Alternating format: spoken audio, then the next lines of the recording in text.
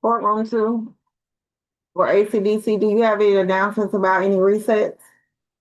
We do have a one reset. Give me 1 second.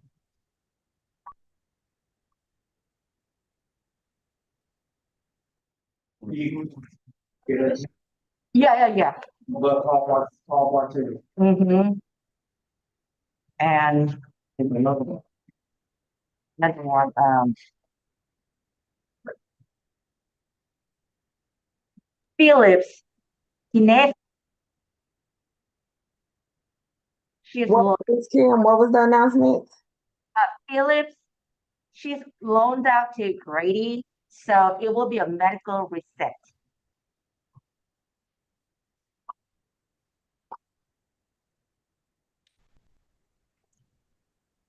Last name is Felix. All right, let me just fix whatever is going on here. Good afternoon, Judge. Are you saying Fiegel? Phillips, number 32, Phillips. Phillips, okay. Yeah, thank you. And I also have an announcement. 32 and what else, Tucson? They was muffled. All I heard was Phillips. Okay. But it sounded like it was something else, though. Courtroom 2 before the judge actually officially get on. We don't need Smith, position 38. He's actually a bind over case. He's reset to SAP for 35. Okay, that's 38. Okay. Yes, Your Honor. You don't need 38? No, we don't. He'll come back to SAP on 35. It's a bind over case. Shouldn't have been placed on first appearance. What's the date on that? I'm talking one more time.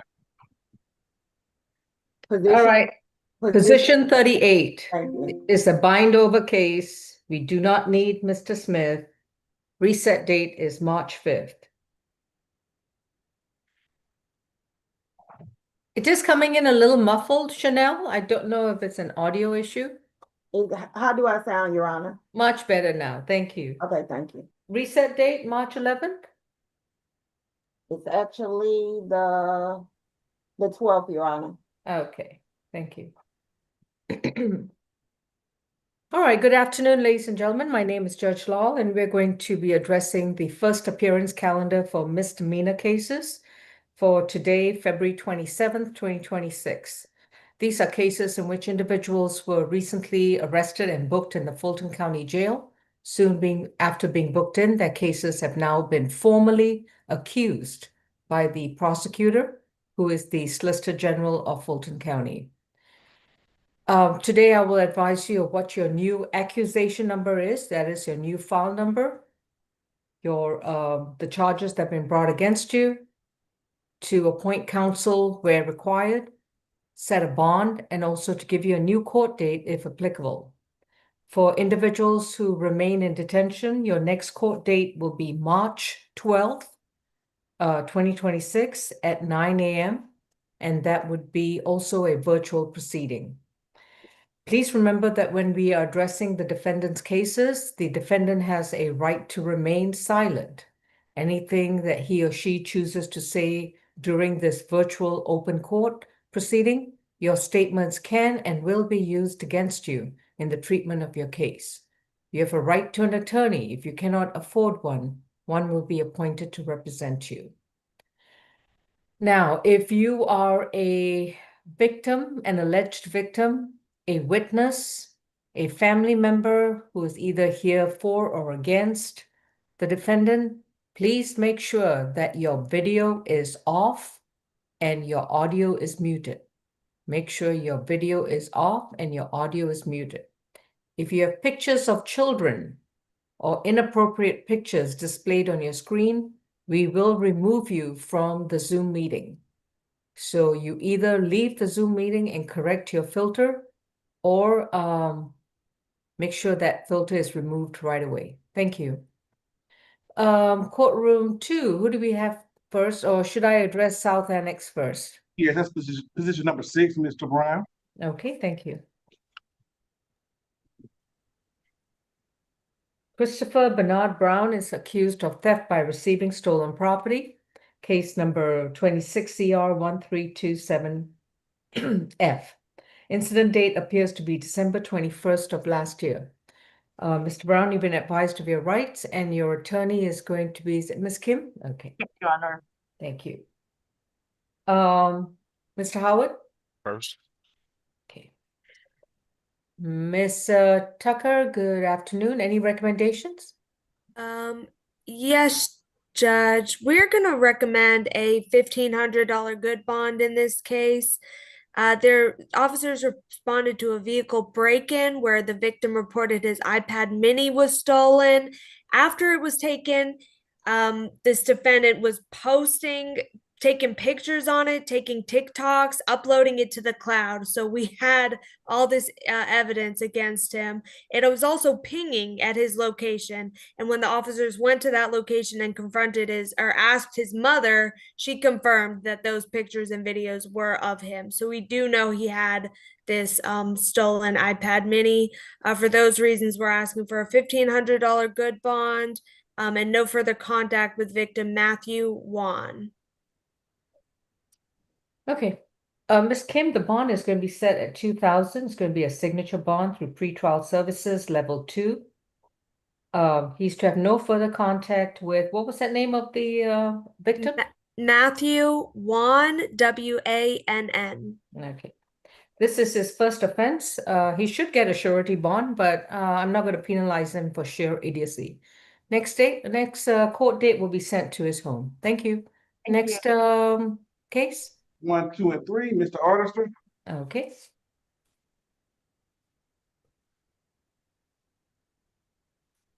Arister. Which one is Arister? Okay. Zakiya Arister is accused of battery family violence from July 14th, 2025, case number 26CR1323B. His second case is from November 4th, 2025, under accusation 26CR1324B, fleeing or attempting to elude a police officer, reckless conduct, and reckless driving. And then we have another one from January 20th of this year, 26CR1325B, simple battery family violence and battery family violence. Mr. Arister, you've been advised of your rights, and your attorney is going to be Ms. McLeod. Any priors? 21. You saw all the felony charges? No, I'm sorry, I didn't. No, I didn't. Okay. You got an open case out of Clayton County. Crew 10 and 3rd. Criminal damage to property, 2nd degree, battery DV. I'm sorry, battery DV? Correct. From Clayton? Correct. Okay. Anything else? Open possession of a firearm by a convicted felon or felony first offender, theft by receiving, obstruction. I got an open ag assault, simple battery DV. It's 24 SC 000847. 47. Okay. Any FTAs or probation violations? Well, he's on probation for criminal street gang participation. Okay. I stopped at the felony charges. All right. Thank you. Ms. Tucker? Yes, Judge. For position 1, the battery family violence, we're asking for a $10,000 cash bond. He was also arrested for an aggravated assault strangulation against this same victim, and position 3 is also against this same victim. So we believe that the risk of danger to her is extremely high, as well as he was also arrested on a felony fleeing. So those cases have not been indicted yet, but I'm sure he'll be heard on the felony first appearance. As well as, you did hear he has that open firearm by felon. He has the open aggravated assault with a different victim. He has a battery family violence out of Clayton that we're trying to get the disposition to potentially upgrade these cases as subsequent battery family violences. And the facts of this case is that he punched the victim, who he has 2 daughters with, and dragged her through the grass, leaving scratches on her neck and a ripped shirt. The facts in position number 3, it's a charge with battery family violence, which I'm asking for an additional $10,000 cash bond. and the simple battery family violence, which I'm asking for a $5,000 cash bond. The defendant was waiting for the victim at her apartment after she went to visit her mom for a few days.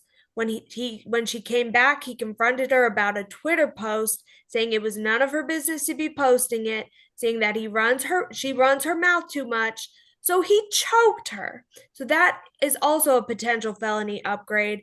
And he already has the additional pending aggravated assault strangulation. So I believe this is a pattern of violence that this defendant is showing. And then in position 2, I'm asking for a $5,000 good bond on each of the 3 charges. It is fleeing, which is a huge flight risk. They observed a stolen vehicle that was suspectedly used in a homicide on the flock camera. When they found the vehicle, they tried to do a traffic stop. He refused to stop, eventually exited the highway and got out and ran. His juvenile daughter was in the car the whole time, which is the basis of the reckless conduct. So I believe that this defendant is a huge flight risk, considering the felony fleeing and our fleeing, as well as a huge danger to the community, to victim Rodrikia Abercrombie. So we're asking for 10,000 cash on the battery family violence, 10,000 cash on the second battery family violence, 5,000 cash on the simple battery family violence, and 5,000 good bond on each, the fleeing, the reckless conduct, and the reckless driving. Thank you. Is there a Miss Abercrombie on the Zoom? I think it's Rodrika. I might be mispronouncing that. Rodrika Abercrombie. All right, Miss McLeod? Yes, Your Honor. I believe Miss Abercrombie is on. I'm seeing our Abercrombie. All right. Well, until she responds, why don't you tell me?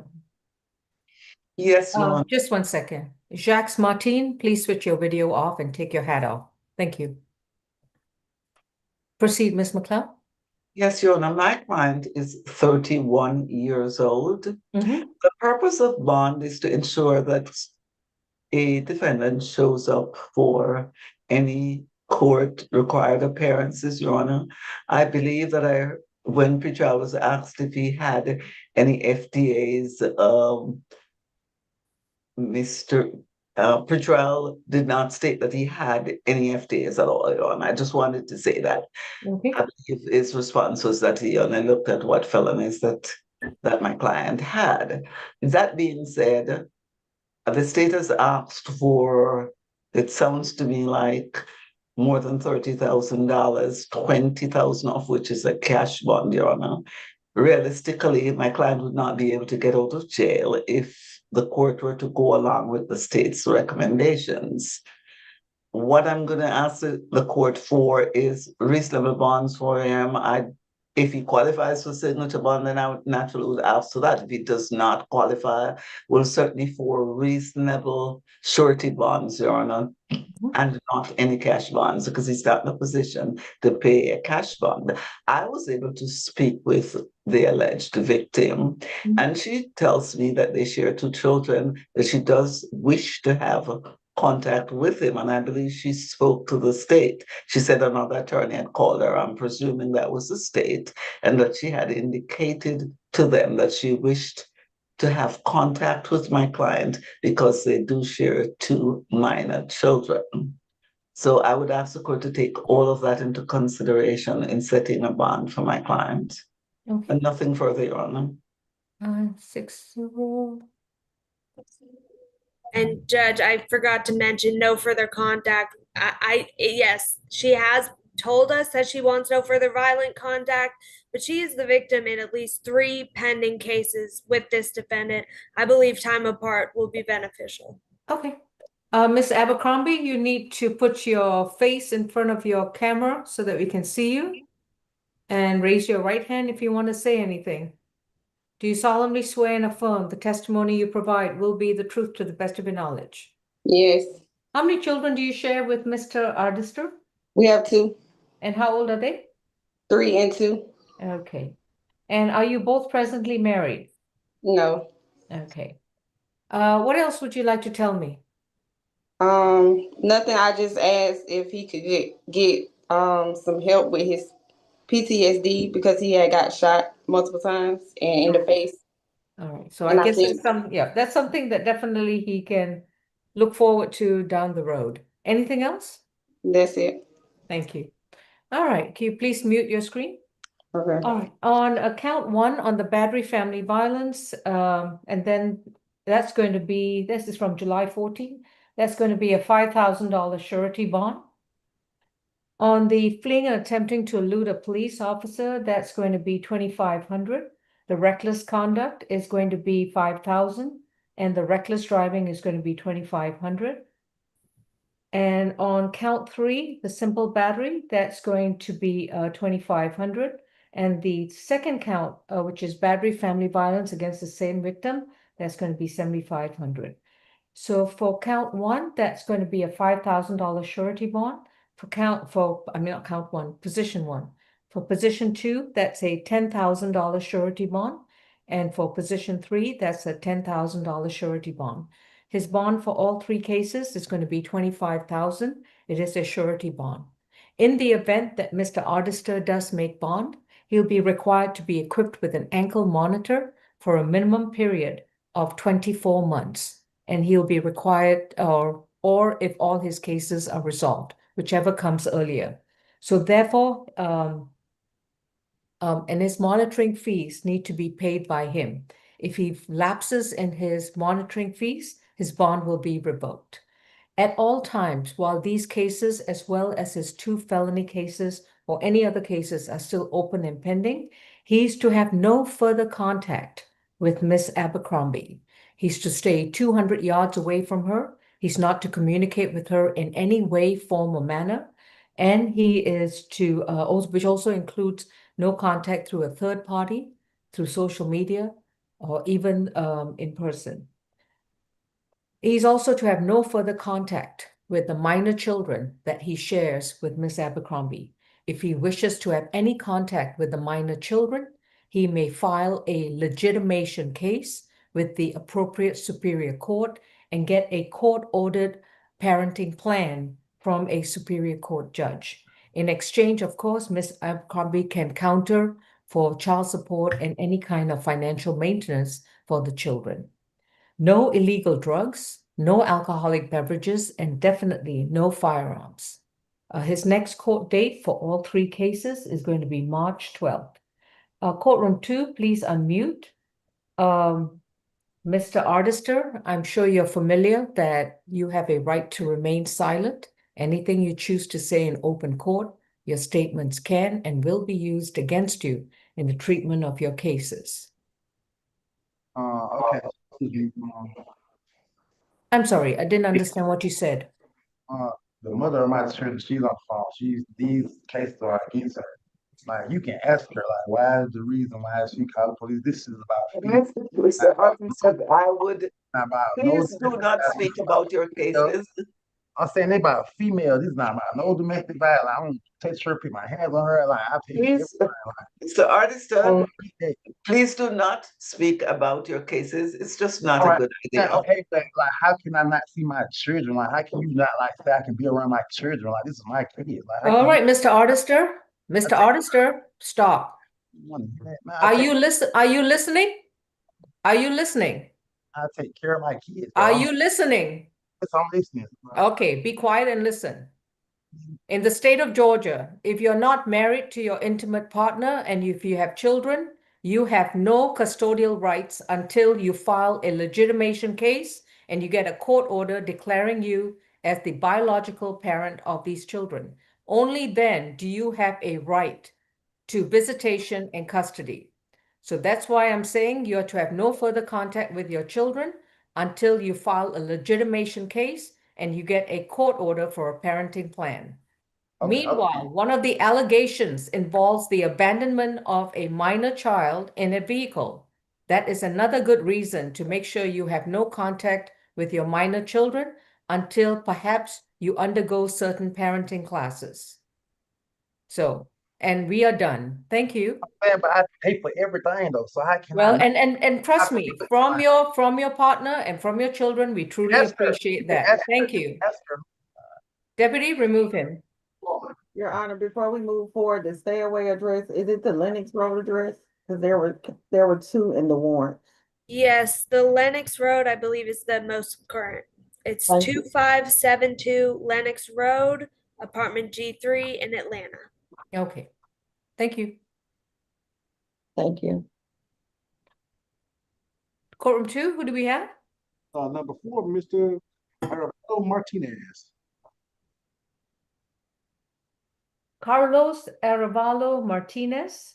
Mr. Martinez, do you speak and understand English? Good afternoon, Your Honor. Okay. Carlos Arevalo Martinez.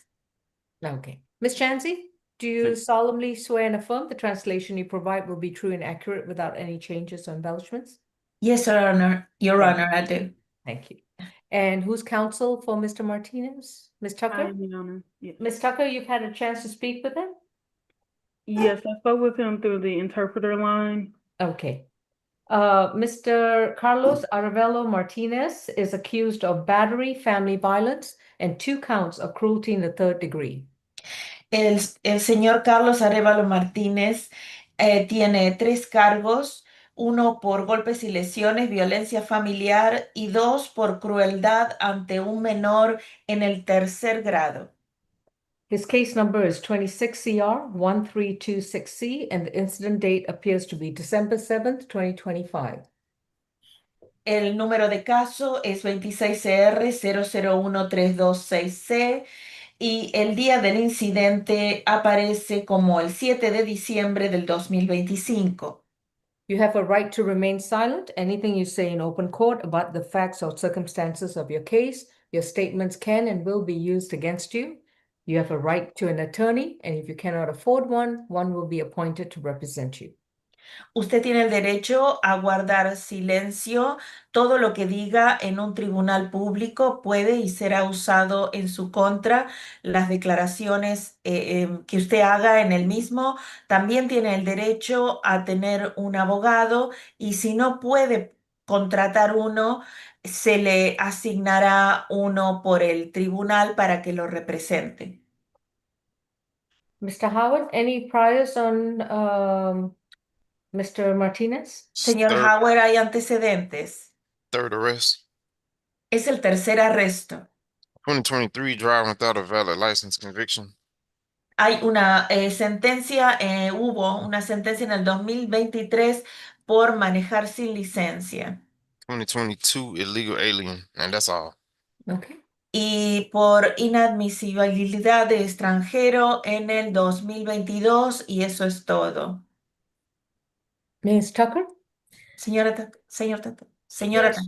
Yes, Judge. I'm asking for a $2,500 good bond on the battery family violence and a $1,000 good bond on each of the cruelties.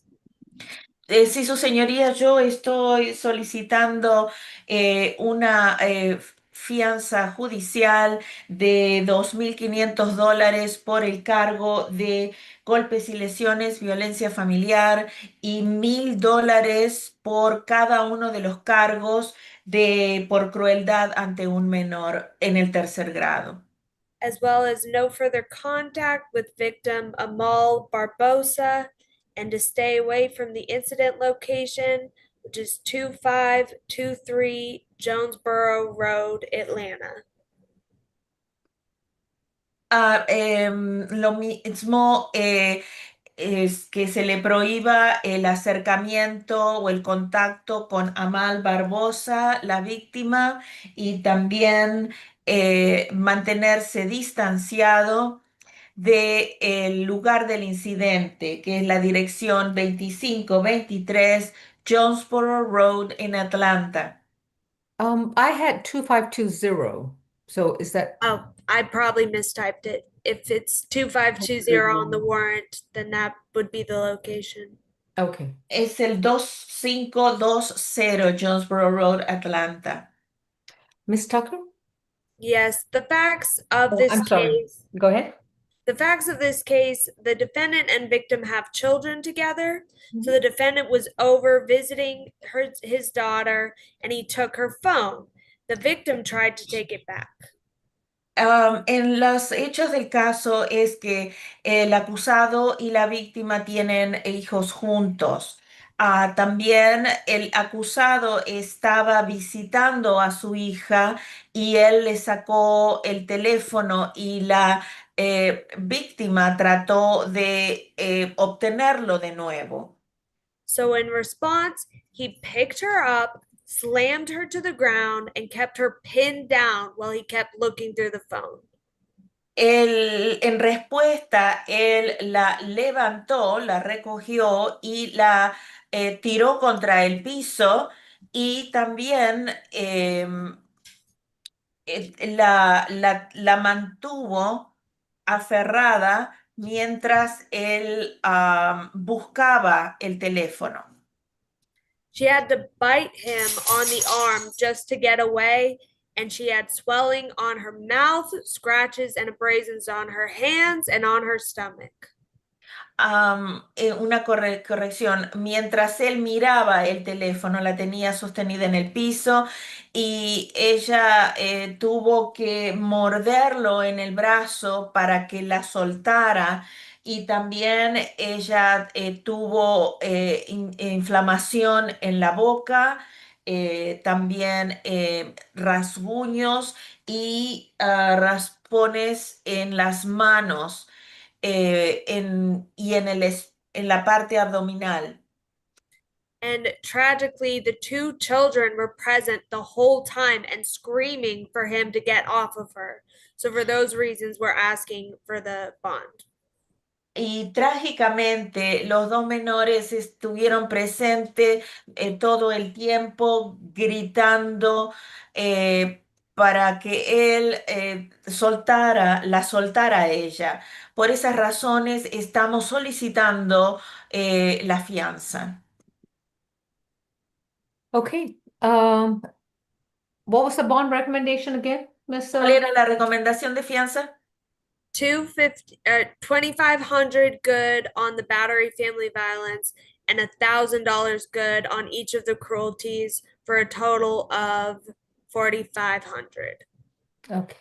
Entonces, de nuevo, es $2,500 de fianza judicial por el primer cargo de golpes y lesiones, violencia familiar, y $1,000 por cada uno de los otros dos cargos por crueldad ante un menor en el tercer grado. Es un total de $4,500 de fianza.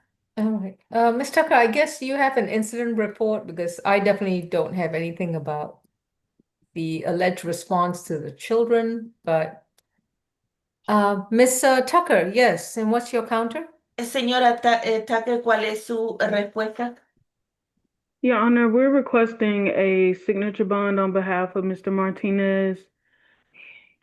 Solicitamos una fianza bajo firma de parte del señor Martínez. He's 29 years of age. He was able to provide me with the residential address, and he's lived in Atlanta for 3 years now. Él tiene 29 años de edad y pudo darme su dirección de residencia y ha vivido en Atlanta por hace 3 años. He's obtained his bachelor's degree and he runs and operates the business Universal Glass for the last 3.5 years. Él obtuvo su licenciatura y él administra y opera un comercio universal que trabaja con vidrio. Esto ha sido durante los últimos 3 años y medio. We have no objection to a stay away from the incident location. We will only request a one-time police escort to pick up any property at that location.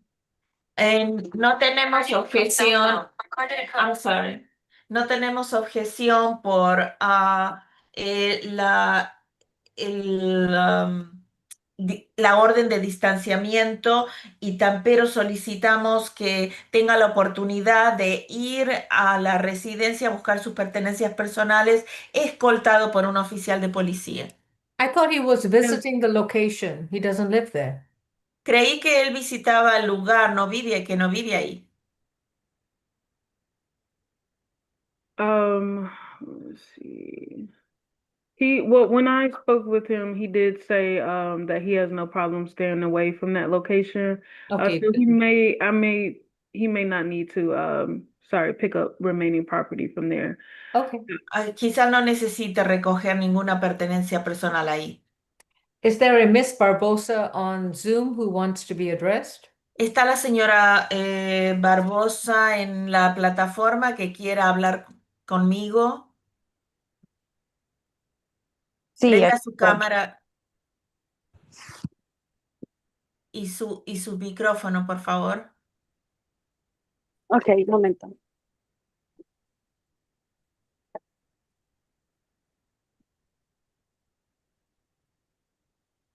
Miss Barbosa, did you have something to add? Señora Barbosa, ¿tiene algo que agregar? ¿Usted habla inglés? No, solo Oh, sí. oh. ¿Tiene algo que quiere agregar algo, decirle a la jueza? No, en el momento no. No.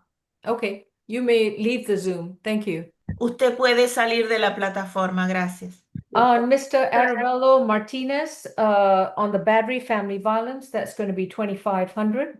On each count of the cruelty in the third degree, that's going to be 1,500. His total bond is going to be 5,500. Signature bond through pretrial services level 3. Señor Martínez, entonces usted por el cargo de violencia familiar, golpes y lesiones, violencia familiar, van a ser $2.500 y para cada cargo de crueldad ante un menor, $1.500. Entonces el total de su fianza es de $5.500 a través de los servicios previos al juicio en el nivel 3. That means that you can sign up for your bond, but you have to report to pretrial services once a week for a minimum period of 12 months.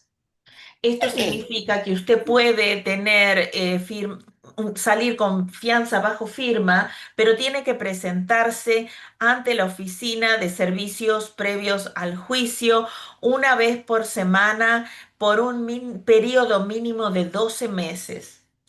You are to have no further contact with Amal Barbosa, and you're to stay away from the 2520 Jonesboro Road location. Usted tiene prohibición de acercamiento con Amal Barbosa y también debe mantenerse distanciado de la dirección 2520 Jonesboro Road. You're also to have no further contact with the children you share with Miss Aravello unless you are married to her. Otherwise, you will file a legitimation case and get a court-ordered parenting plan.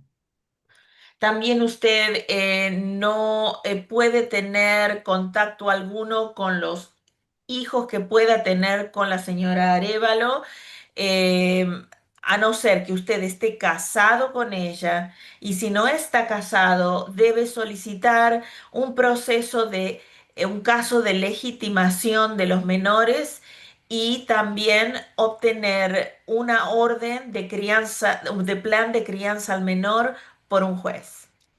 Within 30 days of being released, you will enroll in a domestic violence intervention program.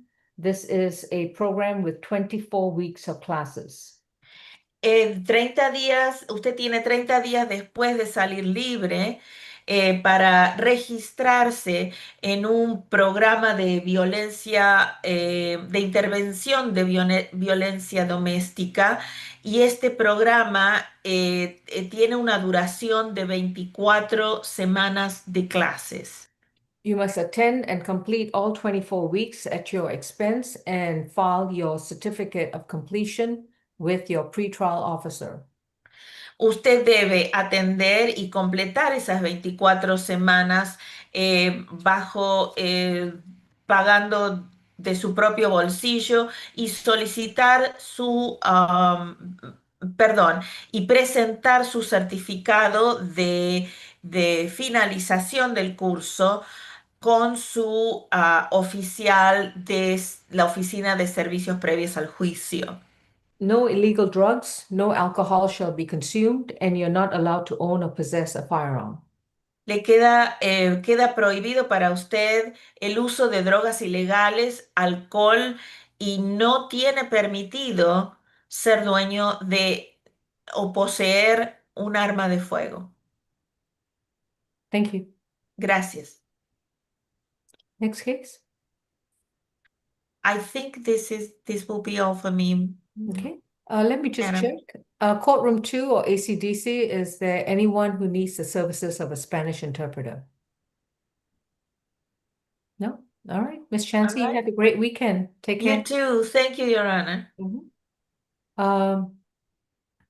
ACDC, who do we have next? Position 31. This 31 is, or 21? 31. is this Kiana Pedaway? Okay. Miss Pedaway, you're accused of criminal trespass under case 26 CR 13138. The trespass allegedly occurred on February 25th of this year. You have been advised of your right to remain silent, and your attorney is going to be Miss Rosen Hoover. Any priors? 22. 2025 trespass conviction. 25 trespass simple assault conviction. 24 trespass conviction. 24 trespass no-low. I got a PI conviction from 24. FTA from 23. 22 got a No, that's trespass. good. That's good. Thank you. Miss Tucker? Yes, Judge. Considering the history, we're asking for a $500 good bond, as well as to stay away from Marta. She does have a permanent ban, and the facts of this case, she was found sleeping on a Marta train. Okay. Miss Rosenhoover? Thank you, Judge. Oh, I'm so sorry. I got a text, chat message from Miss McLeod. Yes, Miss McLeod, if you're done, you're free to go. Thank you. Have a great weekend. Thank you. Thank you, Your Honor. Miss Rosenhoover, I'm sorry. What were you going to say? Yes, Your Honor. Miss Pedaway is 32 years old. She is a lifelong Georgia resident. She has earned her high school diploma. It's my understanding that she does have some MH as well as substance abuse issues. She's also advised that she is residentially challenged. At this point, Judge, she's let me know that she won't be able to afford anything if it isn't a signature bond. But of course, given her history, I understand whatever the court's ruling is. Her bond is going to be a $15 cash bond. She's to stay away from all Marta property in accordance with any active suspension. And she needs a social worker visit for housing and or any MH or BH issues. Thank you, Judge. Next court date is March 12th. Is it 12th? Yeah. Thank you. All right, let's get to 18, Miss Jenkins. Raymond McKenzie, you need to not be driving and you need to switch your video off. 18, okay.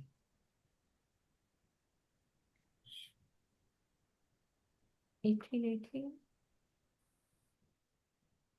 This is State versus Quenella Jenkins, accused of simple battery family violence, and incident date appears to be February 13th of this year.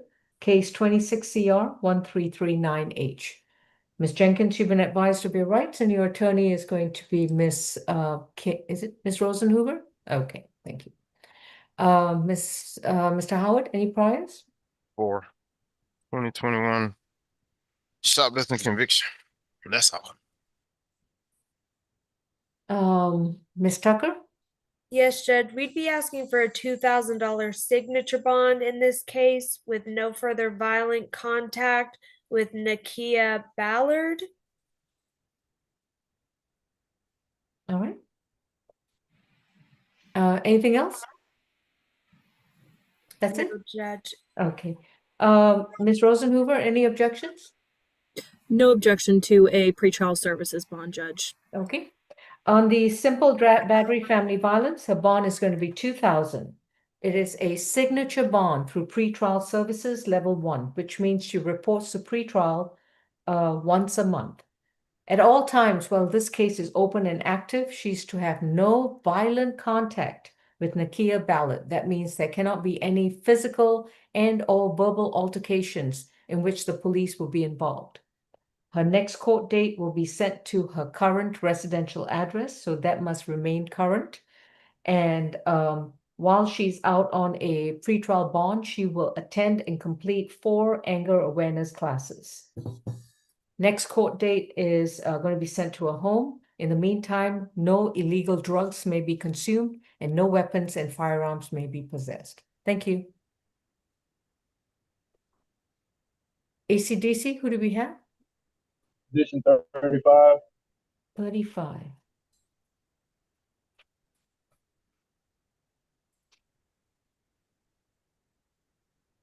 This is Addi Rogers, case 26 CR 1319Y, accused of battery and terroristic threats from February 25th, 2026. Ms. Rogers, you've been advised of your rights, and your attorney is going to be Ms. Rosen Hoover.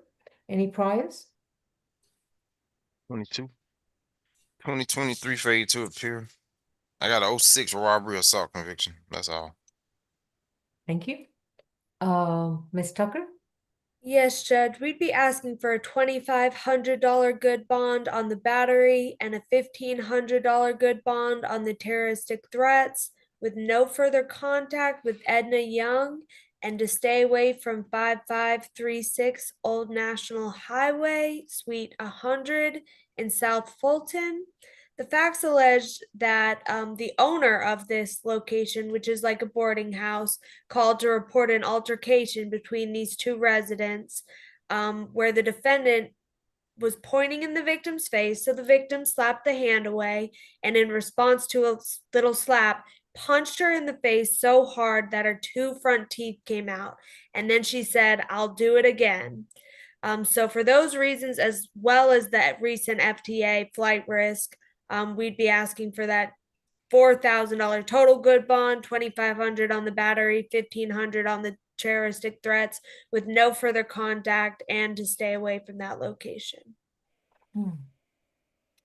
Is there an Edna Young on Zoom, or anyone from Agape Community Integrated Health Services? All right, Ms. Rosenhoover? Yes, Your Honor. Miss Rogers is 56 years old. She has resided here in Georgia since she was 5 years old. She's a high school graduate and has also earned her associate's degree. She's also a disabled veteran judge. She served in both the Army and the Navy. She's advised that she's receiving SSI for her mental health issues. Judge, I don't know the full context of what kind of services the Agape Community Integrated Services program provides. But Ms. Rogers advised this is a transitional home, and that should she be ordered to have no further contact with Miss Young, she would be compliant with that. She advised she would be able to be moved to a different apartment within that same community if necessary. Judge, she is not able to afford any amount of a surety bond given her financial situation. So we are requesting a pretrial services bond. Thank you. On the battery, that's going to be a $100 cash bond, and the terroristic threat, $75 cash bond, and the terroristic threats is a $25 cash bond.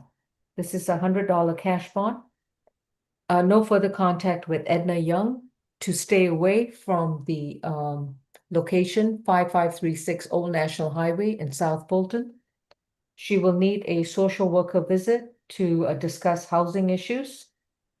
No illegal drugs, no alcohol, and no weapons. And of course, no further contact with Edna Young. Next court date is March 12th. She's allowed a one-time visit to the location to retrieve her personal belongings. That visit cannot exceed 1 hour, and it must be in the company of a law enforcement officer. Thank you.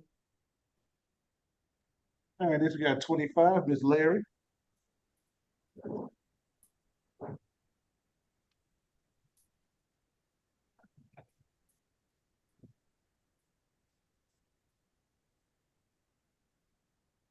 Monnique Larry is accused of criminal trespass from February 26, case 26 CR 1346Y. You've been advised of your rights, and your attorney is Ms. Rosen Hoover.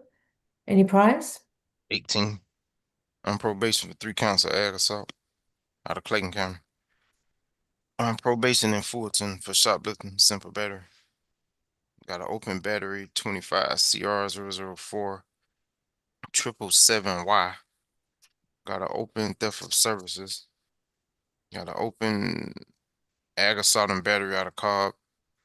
2026 theft of services conviction. 2025 failure to appear.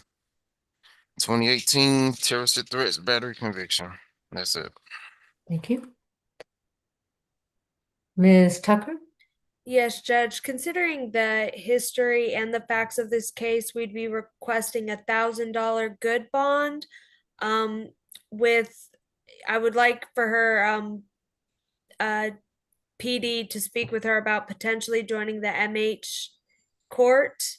And so if we could also get her to do an MHET while out on bond, as well as to stay away from 3511 Roxborough Road. Okay. Yes. Ms. Rosenhoover, Miss, I'm sorry, objection? Judge. Judge, at this time, we wouldn't object to $1,000 good bond. $1,000 surety bond, stay away from 3511 Roxborough Road, and a social worker visit to confer about MH issues or options. Next court date is March 12th.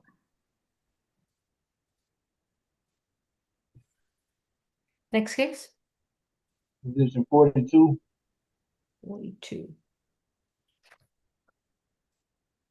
Leiddon Xavier Waller, excuse me, is accused of simple assault, family violence, and cruelty in the 3rd degree from March 25th, 2026, case number 26 CR 1340Y. Considering the simple assault charge, the court will dismiss the cruelty in the 3rd degree, or will the state null pros the charge? Ms. Tucker or anyone? All right. Miss Zanders, this is your case. Is this Vandersburgs? Yes, I'm sorry. I was trying to click around to find my cheat sheet here. Okay. Let's see here. You said Mr. This is Miss Leiddon Waller, position 42. Thank you.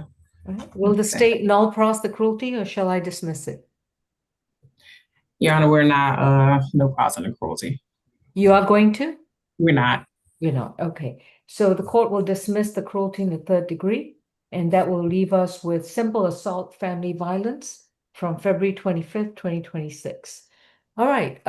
Any priors for Ms. Waller? No. Okay. Ms. Zanderbergs, what's the recommendation for Ms. Waller? For Ms. Waller, we are asking for a $1,500 signature bond for the simple assault. Also a stay away, no further contact with Mr. Raymond McKenzie.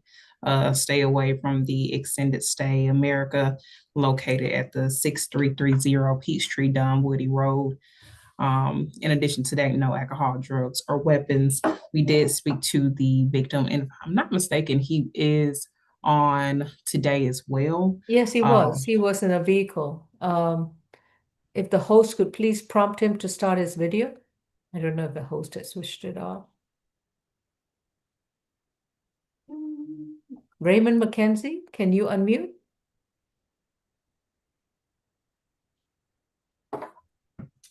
All right, Ms. Rosenhoover, there he is. Can you hear me? Yes, Mr. McKenzie, are you driving?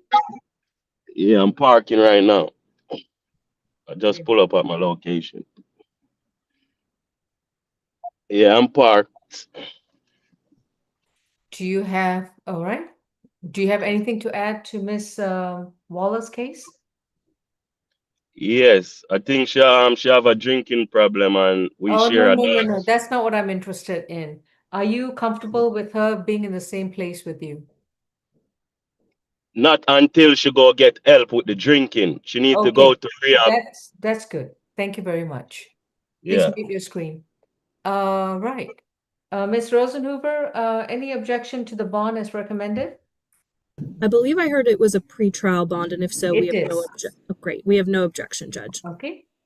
Ms. Leiddon Waller, your bond is going to be 1,500. It's going to be a signature bond through pretrial services, level 2, which means that you report to pretrial services twice a month. You are to have no further contact with Raymond McKenzie. You are to stay 200 yards away from him and not communicate with him in any way, form, or manner, including in person, mail, email, phone, computers, and social media, and even through a third party. You're also to stay away from 6630 Peachtree Dunwoody Road, the extended stay hotel or motel. You're allowed to visit that place one time only with a police officer to retrieve your belongings if you have any of them there. Within 30 days, you will update the court with your new mailing address. And within 10 days of being released, you will undergo an alcohol and drug evaluation and submit yourself to any treatment that's required. While you're on pretrial, you're also to complete 4 anger awareness cases. I'm sorry, 2 anger awareness cases. And this must be done within 6 months of being released. Do you have any children at the hotel? Yes. Are they both yours and Mr. McKenzie's? Yes, she's both mine. Are you both married? Are the children Mr. McKenzie's or just yours? She's his. Repeat? She's his child, yes. Okay. It's up to you whether you want to leave your child with Mr. McKenzie's care or whether you want to retrieve your child. Just FYI, in the state of Georgia, if the partners are not married and Mr. McKenzie has not legitimated the child, then he has no custodial rights to the child. Only you do. All right. Your next court date will be sent to your new mailing address. Please make sure you update that with us within 30 days. Thank you. Your Honor, Yeah. my video got paused for a minute. Can you please repeat what you say about I don't have any contact with the child or something like that? I didn't hear No, you. when she comes to the hotel with a police officer to retrieve her belongings, she has a right to take her child with her. If you both are not married and the child is born out of wedlock, then you have no custodial rights to the child unless you file a legitimation action and get a court order with regards to custody and parenting plan. So y'all gonna give the child to someone that drinks and don't know herself. I That's am not going stable. to allow the child to be with the custodial parent. And that's her? That is her. Okay, no problem. Thank you. Some bullshit. I'm sorry, Mr. McKenzie?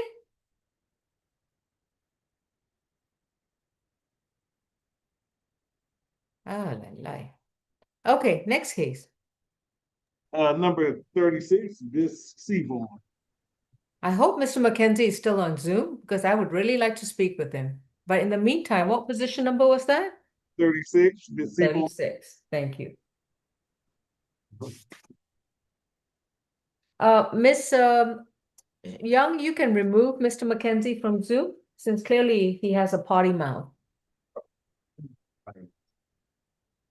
Thank you. Alexis Seaborn is accused of being a public drunk and willful obstruction of a law enforcement officer. Her case number is 26 CR 1333B. This is from November 1st, 2025. Ms. Seaborn, you've been advised of your rights and your attorney is Ms. Kim. Any priors? This is second arrest. 2022 false imprisonment, battery. It was dismissed out of Florida. Okay, thank you.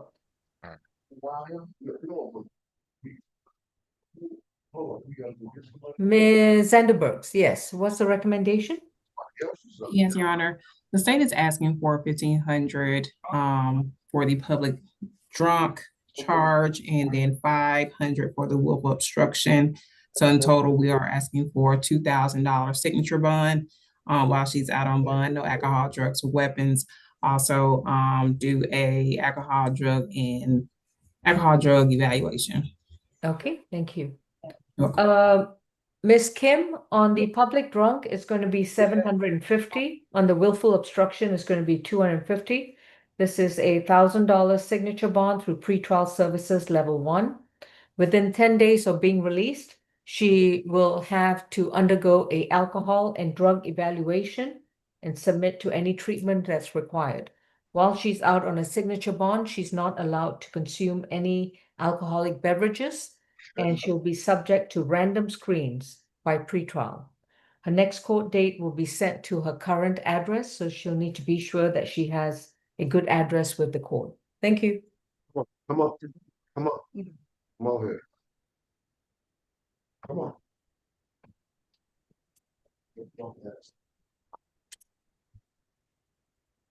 I guess we go to 40, Miss Taylor. 40, okay.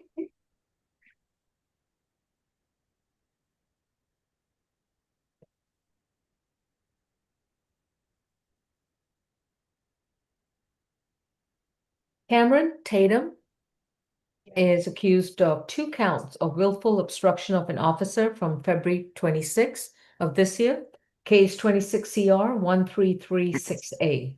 Ms. Tatum, you've been advised of your rights, and your attorney is going to be Ms. Kim. Any priors? 8. Got open battery out of the cab. On probation for ag assault out of Gwinnett, it appears. Wanted out of Gwinnett, 2025 fade to appear. 2025 battery DV first offender. FTAs from 2020 and 2021. That's it. 2020, 21, and 2025? Correct. Ms. Sandersburg? Yes, Your Honor. For both of the counts of willful obstruction, we're asking for $1,000 for each. So we want a $2,000 surety bond. Okay. And also no alcohol, drugs, or weapons. Thank you. Ms. Kim, you understand your client doesn't qualify for a signature bond, correct? Yes. All right, it's going to be $25 cash on each count. This is a $50 cash bond. And once she posts bond, she'll need to be picked up by Gwinnett County. Her next court date will be March 12th.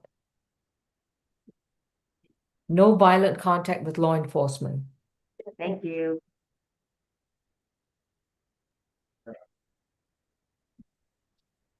Next is, good afternoon, Your Honor, Miss Graham. Good afternoon, Your Honor. Good afternoon, Deputy Milton. Haven't seen you in a minute. Okay, and I'm sorry, what's her name?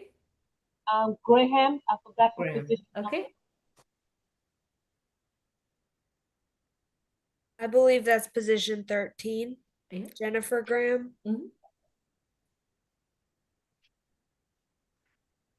Jennifer Nayeli Graham is accused of criminal trespass causing damage to property and tampering with evidence from February 25th of this year, case number 26 CR 1312Y. Ms. Graham, you've been advised of your rights, and your attorney is going to be Ms. Tucker. Any priors? 3. I got 2 open battery cases. One is domestic violence. It's 25 CR 006 139Y. The other battery is 25 CR 006 503Y. That's it. Thank you. Ms. Tucker, yes. Yes, Judge. Both of those prior battery family violences are against this same victim, Nathan Keeley. So we're asking for a $1,000 good bond on the criminal trespass and a $500 good bond on the tampering with evidence, with conditions no further contact with Nathan Keeley and to stay away from 801 River Run Drive in Sandy Springs. These facts allege that after the defendant and the victim went out to dinner, they had a few drinks.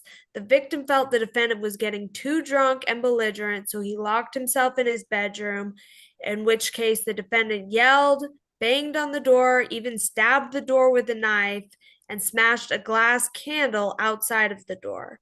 The tampering with evidence, she did sweep it up and denied sweeping it up to the investigators, although the victim took a photograph of her sweeping it up. So based on the history between these parties, she's got 3 cases now with this same victim. We're asking for $1,000 good bond on the trespass, 500 on the tampering, for a total of 1,500. Nathan Keeley, if you're on Zoom, please unmute and start your video. No? Okay. 20th October 2025, there is a bond order for no further contact with Nathan Keeley and stay away from 801 River Run Drive.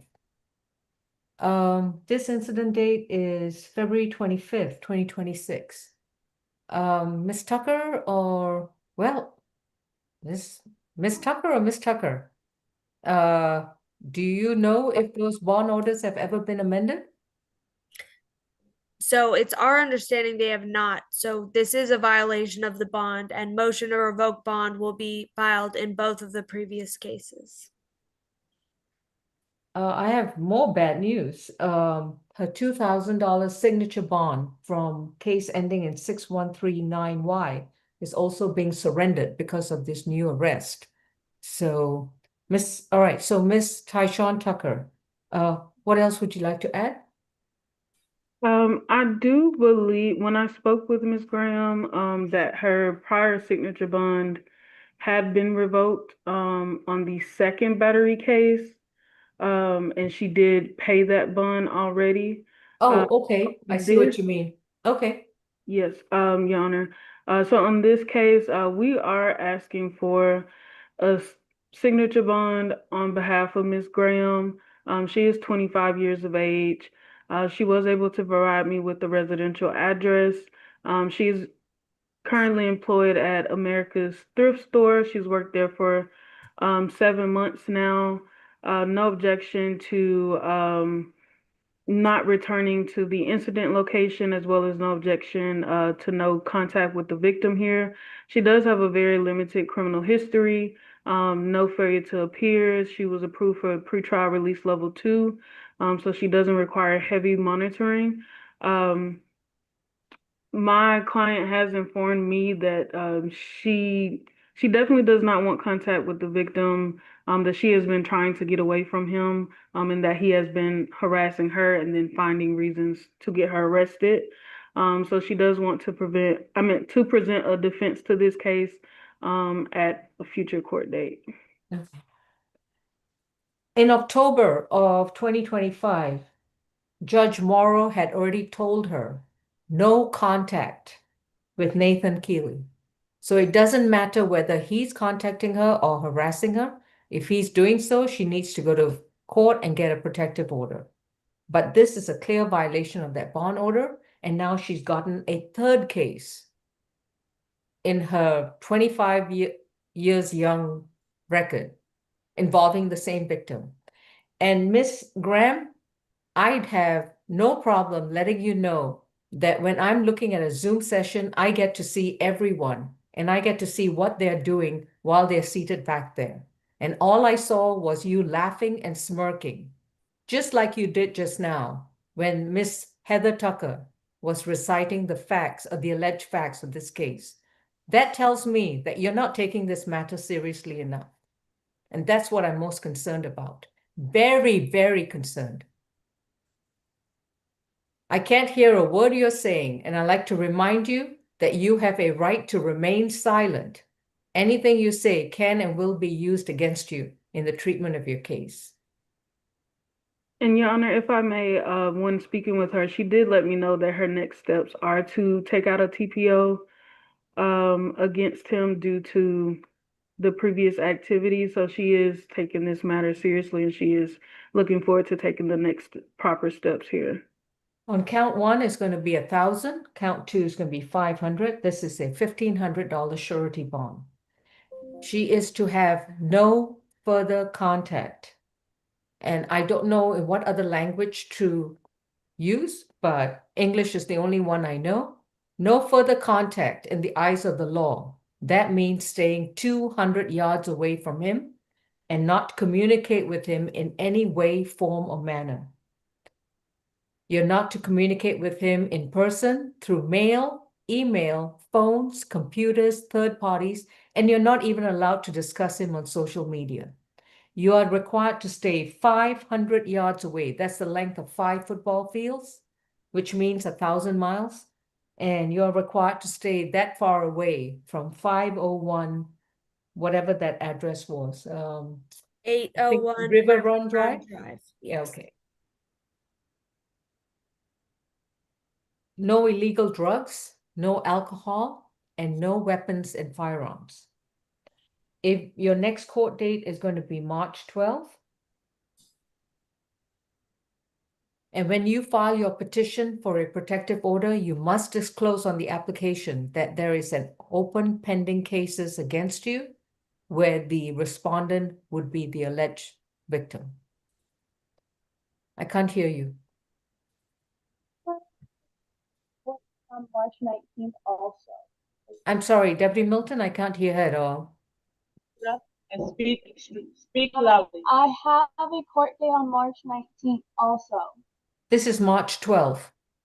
If you are in jail, if you're in jail and you have a court date for March 19th, the court will know that you are currently incarcerated.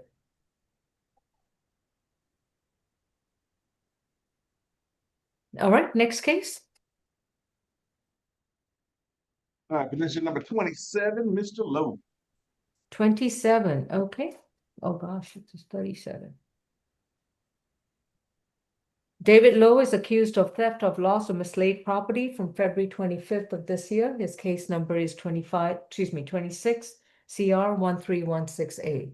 Mr. Lowe, you've been advised of your rights and your attorney is going to be Ms. Rosen Hoover. Any priors? 45. On probation, theft by taken. It's 20. Man, they left off a number. He on probation for theft by taken. 2025 failure to appear. 2021 trespass, identity theft, fraud, conviction. Oh, that's good. Thank you. Ms. Tucker, Heather Tucker? Yes, Judge, we're going to be asking for a $1,500 good bond in this case, with no further contact with this victim, Alida Romero. That's based on his history. You know, the facts allege that when he was found by officers, he had some bank cards that he claimed he found in a dumpster. But if you look at his history, 2025 theft by taking, 2025 FTC financial transaction card fraud. He's got another conviction in 2009. He's got 44 priors, and multiple of them are burglary, financial transaction card theft, financial transaction card fraud, as well as the recent FTAs. So we would be asking for that $1,500 good bond. Ms. Rosenhofer? Yes, Your Honor. Mr. Lowe is 56 years old. He has advised me that he is residentially challenged. He's resided here in Georgia for his entire life and has earned his GED. He also has employment at a convenience store in the Mechanicsville area where he's been working for the past 2 months. He's advised that he's unable to make anything that is not a signature bond. So that is our request. Unfortunately, he doesn't qualify for a signature bond because of the failure to appear last year under the law that precludes him. Bond is set at $25. It's a cash bond. No contact with the leader, Romero, and his next court date is March 12th. He'll need a social worker visit to address housing issues. Thank you. Position 11, Miss Earl. 11. I have Shaquila Earl, accused of 2 counts of simple battery family violence from January 27, 2026. Ms. Earl, you've been advised of your rights and your attorney is going to be Ms. Tucker. All right, Mr. Howard? Third, open simple battery trespass, disorderly conduct out of the cab. 2019 trespass, NOLO. That's it. Ms. Heather Tucker? Yes, Judge, because of the lack of history as well as injuries in this case, we'd be consenting to a $2,000 signature bond, 1,000 on each count. The facts allege that she smacked a phone out of his hand and threw a drink on him. Okay. But with no further contact with Robert Cole. Robert Cole. All right. Ms. Tucker, any objection to the terms? Tyshawn Tucker, sorry. No objections, Your Honor. No. On each count is going to be a $2,000 signature bond through on each count is going to be 1,000. So total 2,000 signature bond through pretrial level 1. She will report to pretrial services once a month. At all times while this case is open and active, she's to have no further contact with Robert Cole, and her next court date will be sent to her current address. So if she's living with Mr. Cole, she needs to vacate and give us a new address within 30 days. No illegal drugs, alcohol, and no weapons. Thank you. Thank you. Thank you, Your Honor. May we be excused, please? Yes, Deputy Milton, have a great weekend. Thank you. All right, next we got 26, Mr. Lester.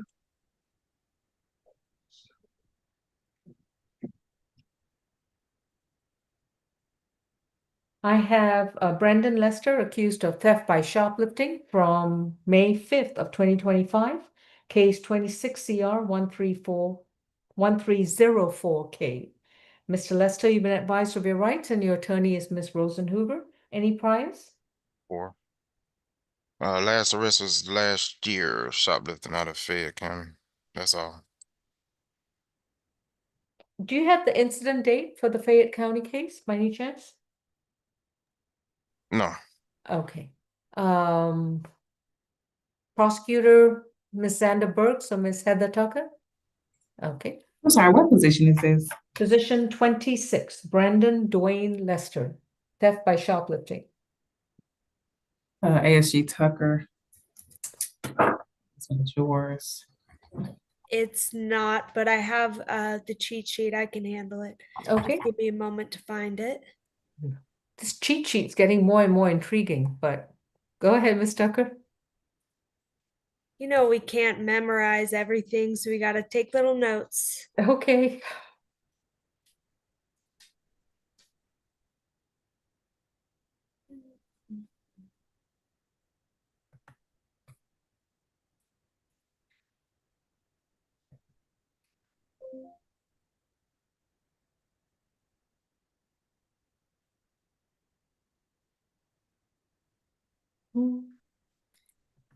This was at a Lowe's home improvement store. I think it was some kind of gardening equipment, either a lawnmower or a blower or a trimmer. I don't recall that part. And it's Lester. Okay. Brendan Lester.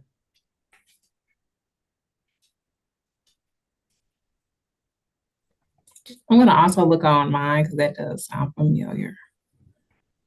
Yeah, I think you accused it, Miss Sanders. Okay, here it is.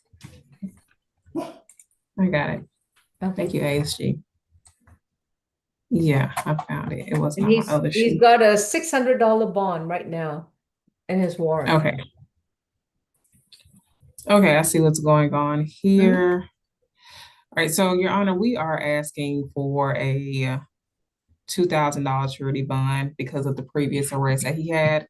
In addition to that, since he did have, I think he also has another theft by shoplifting, if I'm not mistaken. We are also asking that he stay away from the Lowe's located at the 3625 North Commerce Drive, East Point, Fulton County, Georgia. Ask that he take an anti-theft course as well. And also no alcohol, drugs, or weapons. All right. On Mr. Lester, this is going to be a 2,500 signature bond through pretrial services, level 2.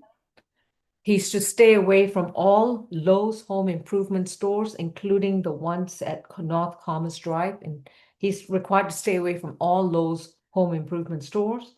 and he reports to pretrial twice a month. If he gets arrested again for anything else in any place, his signature bond will be revoked and converted to either a surety bond or a cash bond. No illegal drugs, no alcohol, and no weapons. Mr. Lester, you decide whether you'd like to be on the outside or on the inside. Thank you. Please give us a good address so that we can send you notice for your next court date. Item number 16, Mr. Holsey.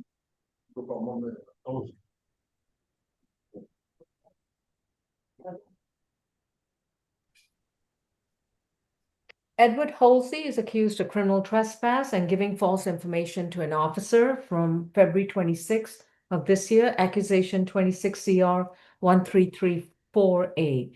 Mr. Holsey, you've been advised of your rights. Your attorney is Ms. Tucker, Tyshawn Tucker, and any priors? 20 plus. Got history out of Philly. Possession of instrument of crime, simple assault, ag assault, reckless endangering. Got a 2015 burglary conviction, 08 battery DV conviction. These homes. That's all. Miss Heather Tucker? Yes, Judge, we'd be consenting to a $1,500 signature bond, 1,000 on the criminal trespass, and 500 on the giving false info. With an absolute stay away from all Georgia Tech property. He did already have an existing CT warning, which is the basis of the CT charge. But considering there was no violence alleged, as well as any history is prior to 2015, we'd be fine with the $1,500 signature bond. Okay.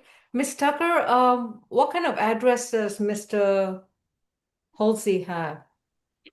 He did just provide me with a mailing address when I spoke with him. He wasn't able to provide me with a residential address at this time. Is he going back to Philadelphia? He did not say anything about moving back to Philadelphia. Did you want to answer? Unmute. Yes, sir. Yes, so I do have an address here, and I'm presently on what is it called? Restricted work status, but I was Why are you on restricted work status? because at work I burnt my right foot. So you got a medical condition. Yeah, but it was supposed to be clear tomorrow. I mean yesterday, and then I was. What's your residential street address? It's 1638 Church Street. Is that a home or just a mail pickup place? No, it's where I will be residing. Will be? What do you mean will be? So come this weekend, I will be returning back to that residence because the money that they owe me will be clearing for me to pay my rent on that residence.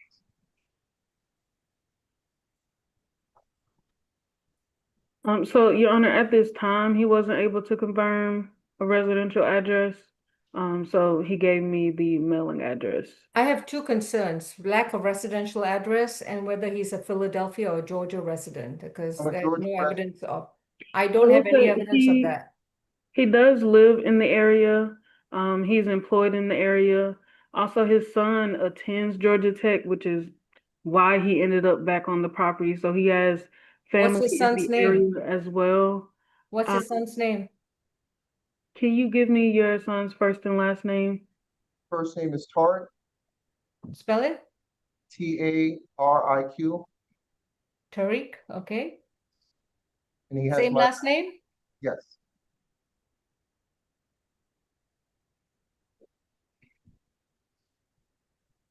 All right, we'll read to the state's recommendation of 1,000 on the criminal trespass and 500 on the giving false information. This is going to be a $1,500 signature bond through the jail. Mr. Holsey, you are to stay away from all Georgia Tech University property, all of it. Yeah, this is a situation where Ms. Tariq can come visit you, but you can't go see him. Understood? Yes, ma'am. If you violate the stay away provision, this $1,500 signature bond will be revoked And just remember, if you come back to jail, bring $1,500 with you. Your Understood. next court date is going to be sent to the Church Street location. So within, today is Friday, on Monday before 5 p.m., you're to come down to the clerk's office at State Court and provide us with your mailing address with proof of residency, like a lease or something like that. Yes, ma'am. Next court date is going to be sent to that address. If you fail to appear, your bond will be revoked. Thank you. And number 7, Mr. Brown, London Brown.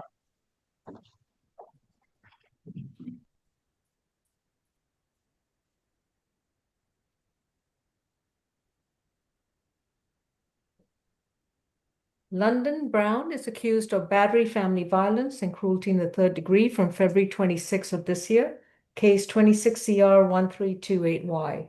Mr. Brown, you've been advised of your rights, and your attorney is going to be Miss Tyshawn Tucker. Any priors?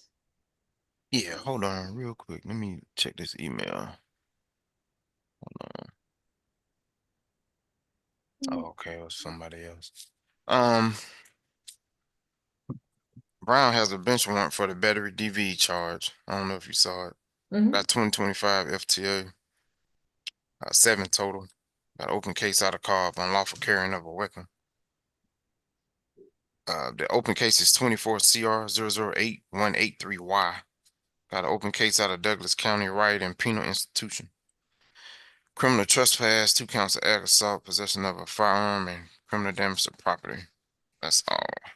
Okay, thank you. Ms. Heather Tucker? Yes, Judge, we'd be asking for a $2,500 good bond on the battery family violence and a $1,000 good bond on the cruelty for a total of $3,500 with conditions no further contact with Zakiya Clark and to stay away from 3378 Greenbrier Parkway, apartment 9105 ATL. You did hear the history. There's recent FTAs, bench warrants, as well as 3 open cases, all violent, unlawful carrying of a weapon, battery, family violent, and aggravated assault. So that paired with the facts of this case, the victim was standing outside of his place with her child in her arms, or their place where they lived together. He wouldn't let her back inside. And that's how the police found her when she let him know that before she got out, he had grabbed her by the jacket at the chest, forced her to the ground, and threw an item at her. And she had a visible scratch where he had grabbed her. So between the violence in this case, as well as the violence in his history, we're asking for that $3,500 total good bond with no further contact and to stay away. Ms. Tyshawn Tucker? Yes, Your Honor. Mr. Brown is 19 years of age. He was able to provide me with a residential address that differs from the incident location. He is an Atlanta native. He's currently enrolled in college at Southern New Hampshire. And he's most recently employed at TNC. We're requesting the lowest bond that the court will allow in this matter. He does have a cash bond on that FTA. And he did tell me that on the underlying case for the FTA, he was ordered to stay away. So he was homeless for months and had no address to provide to the court due to the stay away order. So due to all the circumstances, we are asking for the lowest possible bond that the court will allow. Okay. On the battery family violence is 2,000, cruelty is 500. This is a 2,500 surety bond. No further contact with Zakiya Clark. Stay away from 3378 Greenbrier Parkway, the entire apartment complex, including apartment 9105. No illegal drugs, no weapons, and no firearms. And we will reset both cases to March 12th, which is going to be the current case, as well as 24 CR 008183Y. Thank you. All right, next we got number 29, Mr. McGawan. All right, here we go.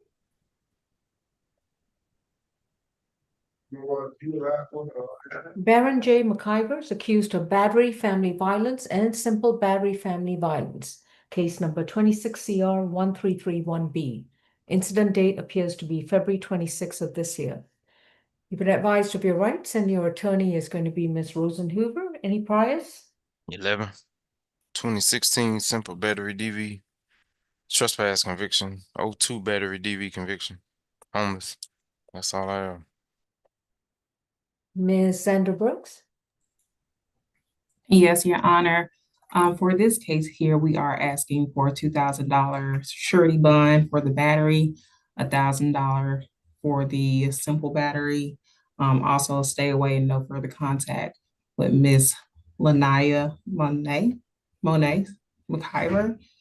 Stay away from the address 184 Oxbow Road, Roswell, Georgia. No alcohol, drugs, weapons, and also do a family violence intervention program. Your Honor, I did find that he had another battery family violence in 2012. I'm not for sure who the victim was. Also, we have an FTA in our office from 2003. We also spoke with the victim. I'm not for sure if she's on the line or not today. If she's not, I can go over the notes that we have. Lanaya Monet.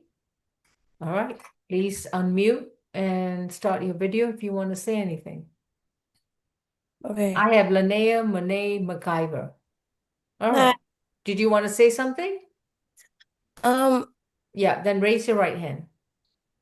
Other right hand. Do you solemnly swear and affirm the testimony you provide will be the truth to the best of your knowledge? Yes. All right. And what would you like to tell me? I think he needs to take some anger management courses. Okay. Let me ask you one other thing. Are you comfortable being in the same room with him? No. And does he live at the Oxford Road location? Yes, but I don't anymore. You've left the location? Yes. Are you in there? So there's no property and you don't live there anymore, correct? Yes, ma'am. All right. That's all I needed to know. Thank you, Ms. McIver. Oh, by the way, what's your relationship with him? He's my grandfather. Okay. Thank you, dear. You may mute your screen. Ms. Rosenhuber? Yes, Your Honor. Mr. McIver is 60 years old. He is a veteran. He served in the Army between 1984 to 1995. Your Honor, he is actively working with the VA hospital to receive services both for some physical disabilities, I'm sorry, Judge, as well as some mental health issues. Your Honor, my notes reflected exactly what the court just heard, that the incident location is his primary address. He lives there with his wife. His granddaughter moved out prior to his arrest, it's my understanding. He has lived in Georgia his entire life. He's been in the metro Atlanta area for at least the past 20 years. He completed some college as well as technical school to be an electrician. Your Honor, he's advised that between his and his wife's fixed incomes, given the fact that they are both disabled, he is not able to afford much of any bond in this case. So at this point, Judge, we would just ask for the lowest bond possible. Thank you. Okay. The last thing I heard was a 2016 matter. And so on the battery family violence, that's going to be 2,500. On the simple battery is 1,000. This is a 3,500 signature bond through pretrial services, level 2. No further contact with Lanaya McIver. Put your hand down for now. No further contact with Lanaya Monet McIver. He may return to the Oxborough Road location. While he's out on a pretrial bond, the monitoring will be for 12 months. That the case may be active for longer than that, but his monitoring with pretrial will be for 12 months. No further contact with Lanaya McIver means to stay 200 yards away from her. Do not communicate with her in person, mail, email, phones, or computers, or even through third parties. He will report to pretrial twice a month. Within 30 days, he will enroll in a domestic violence intervention program. This is a 24-week program. and he will attend all classes at his expense and provide pretrial with a certificate of completion. No illegal drugs, no alcoholic beverages, no weapons, and no firearms. So if he owns any firearms due to his past military service, all firearms must be surrendered to the authorities for destruction. Mr. McIver, you've been advised of your right to remain silent. Anything you say in open court, your statements can and will be used against you. What would you like to tell us? I have a simple question. Can I take those classes at the VA hospital? I don't know if the VA hospital offers those classes. You would need to check with, let me finish.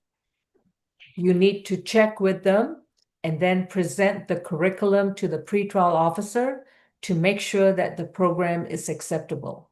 If it is, you may do so. If it is not, you would need to find a qualified program and make sure you complete those classes. Completing those classes will go a long way in the state's consideration of your case. Thank you.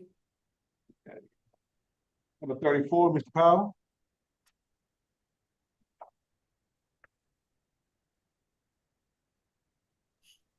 Could you repeat that? Who is this? Position 34, Marcus Powell. Case number is 26 CR 13448. Mr. Powell is accused of 2 counts of battery family violence from June 15th of 2025. Mr. Powell, you've been advised of your rights and your attorney is Ms. Kim. Any priors? 5. You got an open possession of meth out of Fayette County. Suspended license open out of LaGrange and a 2022 fade to appeal. That's it. Ms. Zandersburg? Yes, Your Honor. 1 second. Someone else did prepare this, so I'm just trying to look. Your Honor, we are going to ask for a $2,000 surety bond based upon the facts in his record. We are asking for him to stay away from the victim, Jaquise Martin. If I'm saying that right, I do apologize if I'm not. Also, stay away from the address 53 Clay Street, Southeast Fairburn. Also, no alcohol, drugs, or weapons. Ms. Kim? Yes, Your Honor. Mr. Powell is 34 years old. He was born in Illinois and he moved to Georgia 2019 with his mother and little brother and sister. So he has all the ties here in the Atlanta, Georgia, with his mom being here. Your Honor, the incident location was his older address, 53 Clay Street. But after this, my client moved to 50 Clay Street, apartment F7, which is his mom's place. So he's residing there to avoid Mr. Jaquez Martin. He graduated from high school 2010, and he went to college for 1 year. He studied criminal justice, and then after that, he has not been employed from February 1st, January 1st, 2026, because he was at Fayette County, he was incarcerated there for another charge, including probation and hold for these warrants. So he does not have any employment at this point, and he cannot afford any bond. So we would like to request for a signature on bond through pretrial, even if it becomes level 3. We would greatly appreciate signature on bond. Thanks. Where was the FTA from? City of Fairburn? Mr. Howard?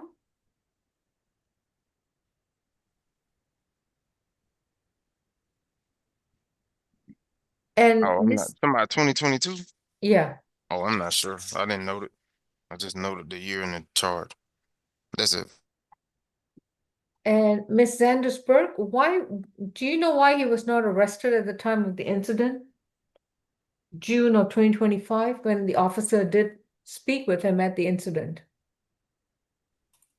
Your Honor, I am not for sure. Powell admitted he did have possession of a frying pan, but missed hitting. Okay. On each count of the battery family violence is going to be a $2,000 signature bond through pretrial services, level 1. This is a $4,000 signature bond to pretrial, level 1. And yeah, it can be noted it's per judge. No contact with Marcus Powell. And I don't know if Mr. Powell does not live at the Clay Street location anymore. And if Mr.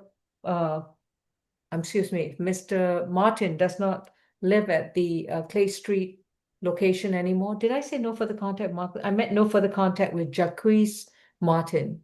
And as I said, if he doesn't live at the Clay Street location anymore, or Mr. Powell doesn't live there, then returning to Clay Street is really a moot issue.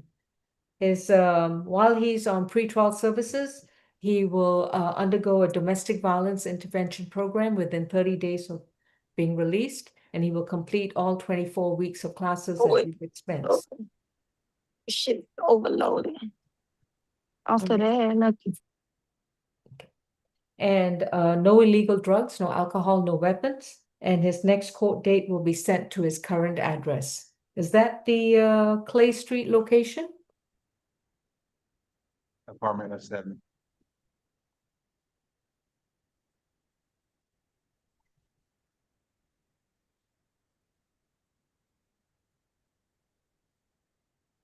Okay, thank you. All right, thank you. Thank you, Your Honor. Next, we got 43, Mr. White. White. White. White. White.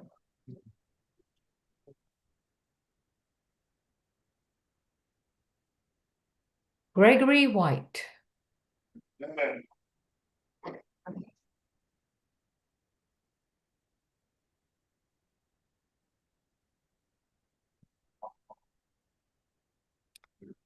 Mr. White's accused of criminal trespass from February 26th of this year, 26 CR 1337J. You've been advised of your rights, and your attorney is Ms. Kim. Any priors? 92. 92 cycles? Yes. On probation, theft by receiving out of Superior Court. On probation in state court for 2 trespasses. Mhm. They got 2026 case numbers. You want them? I've got them. Thank you. Ms. Sandersberg? Yes, Your Honor. Based on his past and having over 10 criminal trespasses in the last 10 years, we are asking for a $1,000 surety bond. In addition to that, we are asking that he stay away from the Bedford Pines properties, stay away from the 509 Boulevard Northeast, in Fulton County. And also no alcohol, drugs, or weapons, Your Honor. Ms. Kim? Yes, Your Honor. Mr. White is 60 years old, and Your Honor, he has been residentially challenged for a long time. He couldn't even remember how long it has been. At this point, he does not have any employment, and he does not have anyone who can pay for his bond. He had a car accident hit by 18-wheeler around on or about January 2025. He was in coma for 1.5 months. Ever since then, he does have a hard time remembering things. He is hoping to reach out to his brother and sister. However, he cannot remember the phone number. We would like to request for the lowest possible bond. I understand he may not be qualified for a signature on bond. But due to his financial situation, we ask for the lowest possible bond, Your Honor.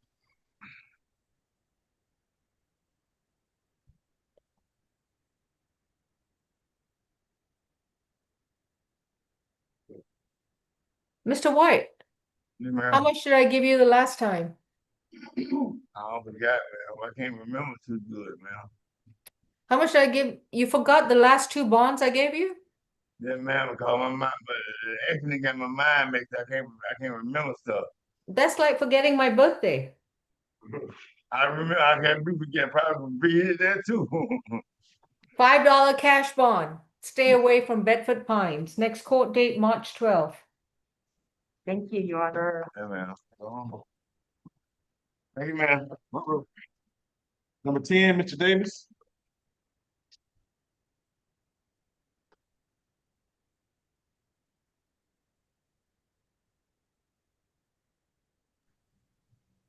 Jamal Davis is accused of battery from February 16th of this year, 26 CR 1332D. Mr. Davis, you've been advised of your rights, and your attorney is going to be Ms. Tyshawn Tucker. And any priors, Mr. Howell? 13. On probation, ag assault, possession of a knife or firearm during the commission. It's out of Douglas County. On probation in Fulton for battery. It's 25 CR 002 870D. Probation violations from 25 and 23. I got FTAs from 2023, 22, and 21 and 20. Thank you. That's good. Miss Heather Tucker? Yes, Judge, we'd be asking for a $5,000 cash bond. If you're not inclined to give a cash bond, then no less than a $10,000 good bond. You did hear the history. He has a history of violence as well as a history of FTAs, and the facts in this case are very alarming. The victim, Martha Beth Moraltakis, was walking with her friends towards a parking garage at a hotel they were staying at. These men were following them. The gate operator told them that this gate is closed, go to the other entrance. So they continued walking, and these men kept following them. Eventually, the men separated, and one of them just turns around and socks her in the face, causing her to completely knock over. And she had swelling and bruising to the forehead. He then ran through the hotel and fled. So she did not know him. There was absolutely no reason for him to do this. So I believe this is a very high public safety risk, as well as the flight risk. Not only did he flee in this instant, but you did hear FTAs from 2023, 2022, 2021, 2020. So we're asking for that cash bond. If not $5,000 cash, then no less than $10,000 good. I believe Miss Beth is on the Zoom, so I will let her speak. If she doesn't want to speak, I know she's let us know she doesn't think he should get a bond at all. Of course, this is a misdemeanor. He is entitled, but absolutely no further contact with her, as well as to stay away from this hotel location. It's the Atlanta Marriott Marquis at 265 Peachtree Center Avenue.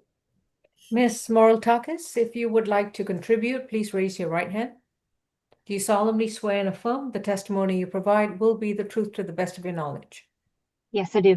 Do you still reside at the hotel or anywhere nearby? I do not. I live in Savannah, Georgia, and Oh, Atlanta. we didn't need to know that part. If sorry. you don't want to disclose that. Okay. And all right, so you were just visiting then? I was. Okay. Thank you so much. Miss Tyshawn Tucker. Yes. Your Honor, Mr. Davis is 28 years of age. He's lived in the Atlanta area for 28 years now, all his life, although he was born elsewhere. He was able to provide me with a residential address. He is currently employed at both Lewis Barbecue and Shake Shack, and this is to help support his 6-year-old minor daughter. We have no objections to stay away from the incident location if the court is so inclined, as well as no objections to no contact with the victim. We're asking for no more than a $2,000 surety bond in this matter. Although he does have some older FTAs, I believe the last one was 3 years ago. He is concerned about maintaining his employment, which he does use to support his daughter. I'm sorry, where is he employed? At Lewis Barbecue and at Shake Shack. So he has two. Are either one of those locations in downtown Atlanta? I don't have the exact location of. Courtroom 2, what is the addresses of these two places of employment? One of them is Piedmont Park, and the other one is near Lindbergh train station up. Oh, okay, that's good to know. Thank you so much. Anything else, Ms. Tucker? Ms. Tyshawn Tucker? Nothing further, Your Honor. Okay. On the battery charge, the bond is going to be set at $33,000. It's going to be a surety bond. No further contact with Martha Morel-Takis to stay 200 yards away from the Marriott Marquis Hotel at Peachtree Road, or I can't remember what address it was. Peachtree Center Ave. Peachtree Center Avenue. 200 yards is the length of 2 football fields, so please keep that distance accordingly. No illegal drugs, no alcohol, no weapons, and the next court date is going to be March 12th. Mr. Davis is currently on active probation in case 25 CR 002870D for 1 count of battery. So I'm not sure what's the status of his probation. The state can take that up with the probation office. Thank you. Judge Ball, did you say 3,000 or 33,000? 3,000. 3,000. 3,000. Thank you. Okay. So my fine is $3,000, right? 3,000. 3 with 3 zeros, yes. 3,000, yes, that's correct. Okay. Thank you, Your Honor. 14, Mr. Han.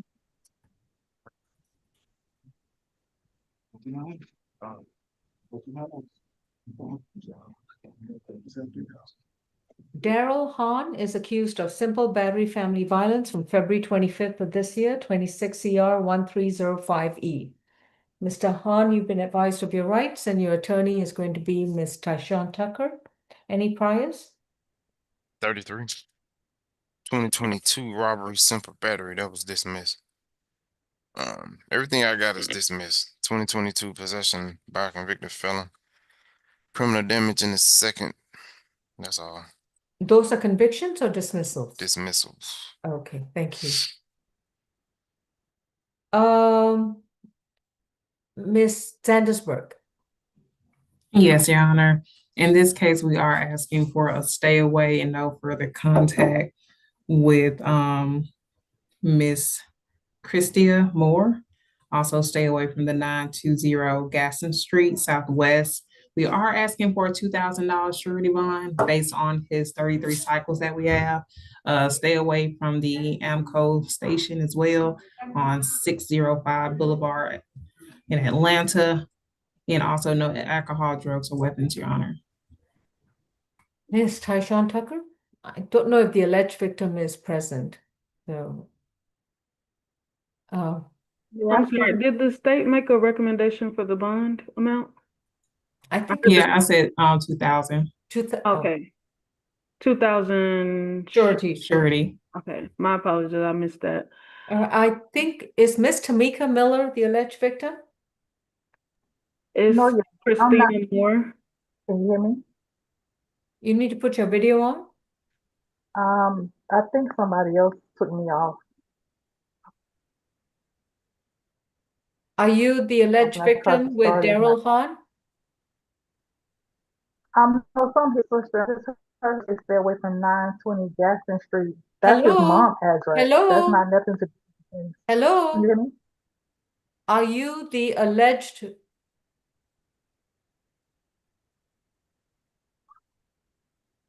Miss Miller? No. Your video needs to be on. Is she the alleged victim, Miss Burks? No, Your Honor. Okay, then remove her, switch her video off. Okay, the alleged victim is Christia Moore. Is there Christia Moore on Zoom? No? Okay. Miss Tyshawn, I'm sorry. Yes. What were you saying? Mr. Han is a 55-year-old Atlanta native. He was able to provide me with the residential address, the 920 Gaston Street address. It has been a family residence for over 20 years. He's completed his high school education. He actually just began employment with the temp service. He worked there for about a week now. So he is concerned about maintaining that employment. We have no objections to it. Stay away from the actual incident location, the gas station on Boulevard, as well as no objections to no contact with Ms. Moore. We're asking for a signature bond on his behalf. He does have limited criminal history as far as no convictions as pretrial reported, no failure to appear. He will appear in this matter. So we are asking for that signature bond on his behalf. We're also objecting to the stay away from his family residence. I don't believe Ms. Moore is a resident at that location, so there's no reason for him to be required to stay away. Do they share children? He did not mention. He's shaking his head. Would that be a no? No. Okay. All right. On the simple battery family violence, it's going to be a $5,000 signature bond through pretrial services level 2.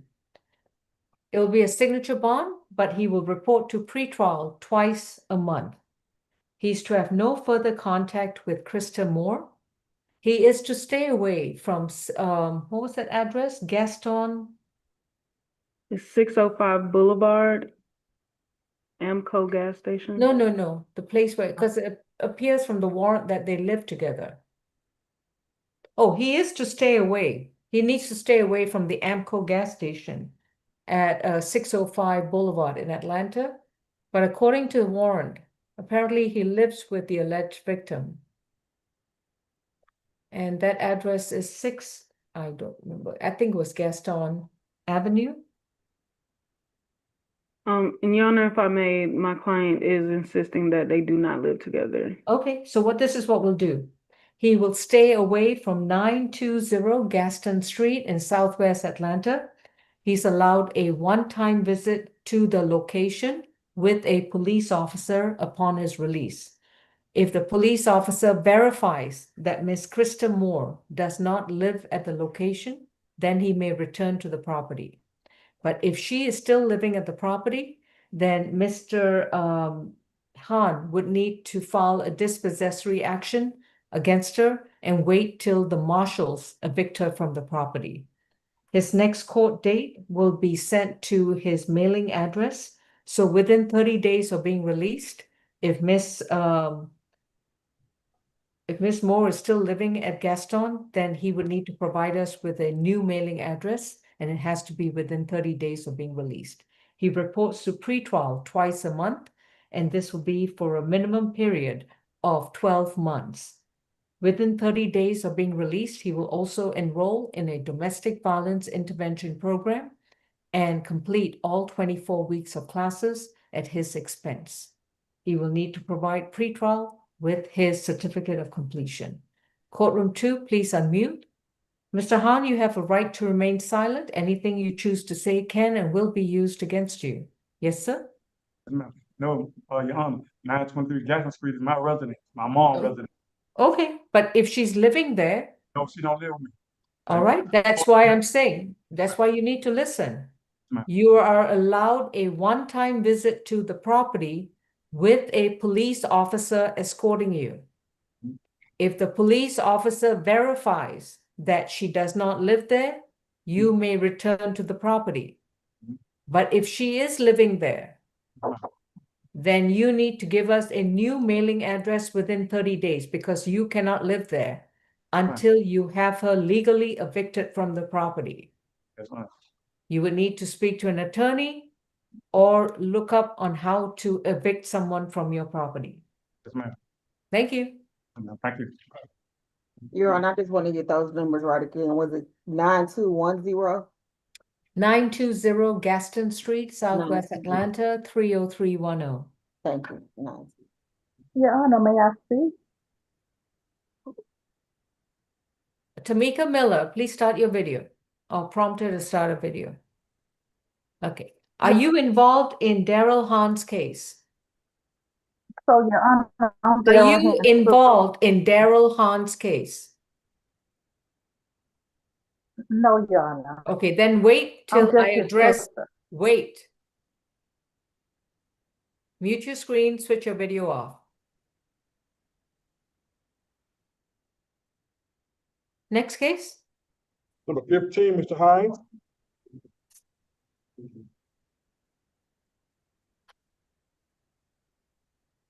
Fifteen. Okay. D'Angelo Hines is accused of criminal trespass from February 25th of this year, case 26 CR 1310H. Mr. Hines, you've been advised of your rights, and your attorney is going to be Ms. Tyshawn Tucker. Any priors? 42. 2025 failure to appear. 2025 trespass conviction.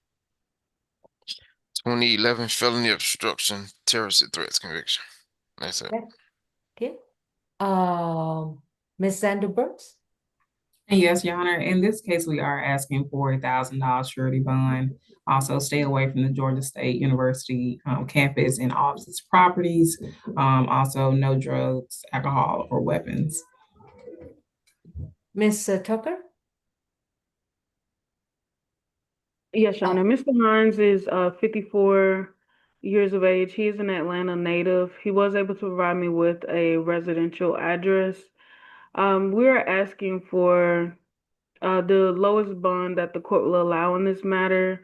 Mr. Hines, he was previously criminally trespassed from all Georgia State properties, in which we understand is most of downtown. He was not aware that the Quiznos was owned by Georgia State. He was simply sitting in the restaurant.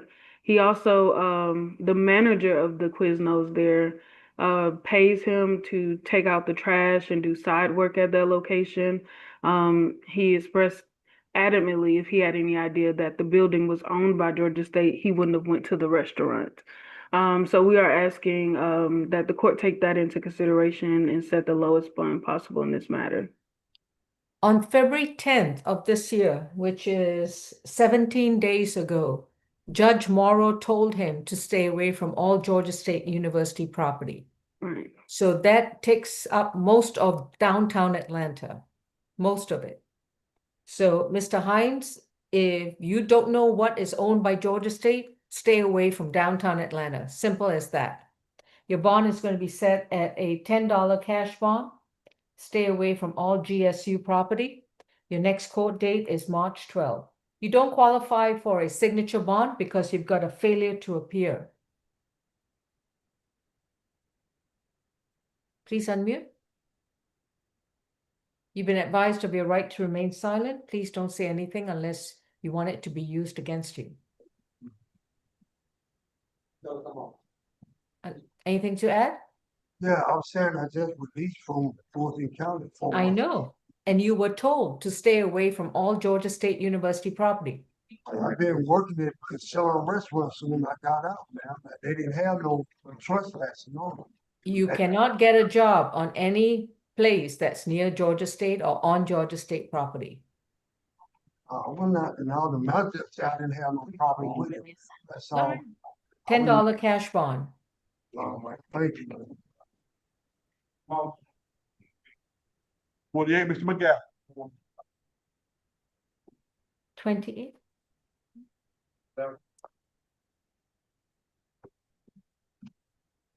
James McGawan is accused of 1 count of battery family violence, 1 count of simple battery family violence, and 1 count of cruelty in the 3rd degree. Incident date is December 25th of last year, and the case number is 26 CR 1347H. Mr. McGawan, you've been advised of your rights, and your attorney is Ms. Rosenhuber. Any priors? Second, you got to open marijuana case out of the city of Atlanta, municipal court. That's it. Oh boy. Okay.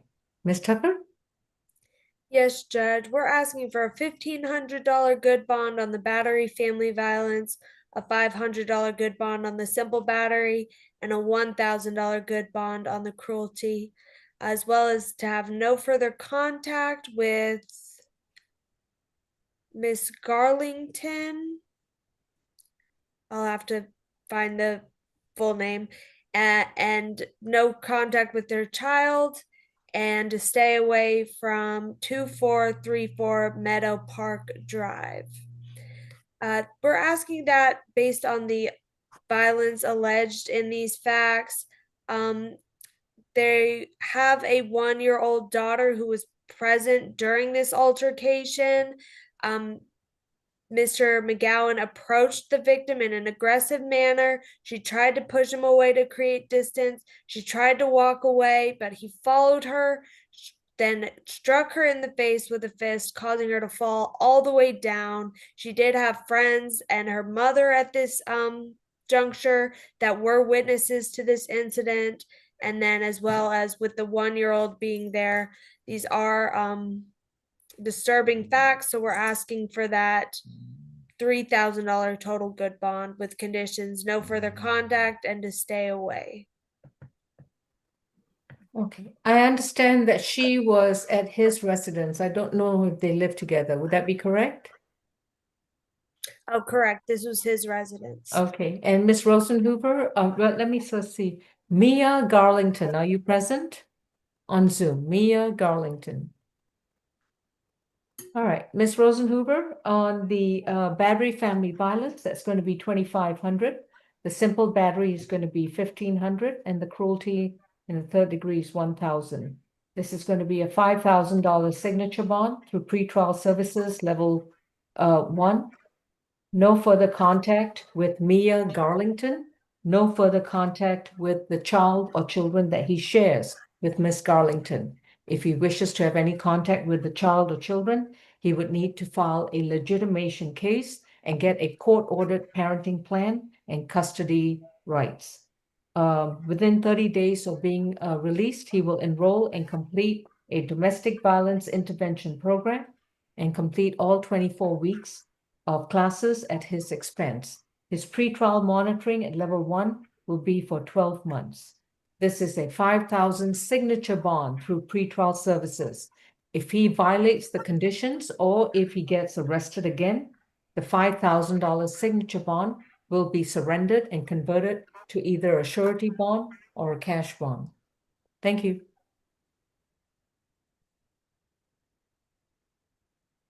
Next case. 37, Mr. Seals.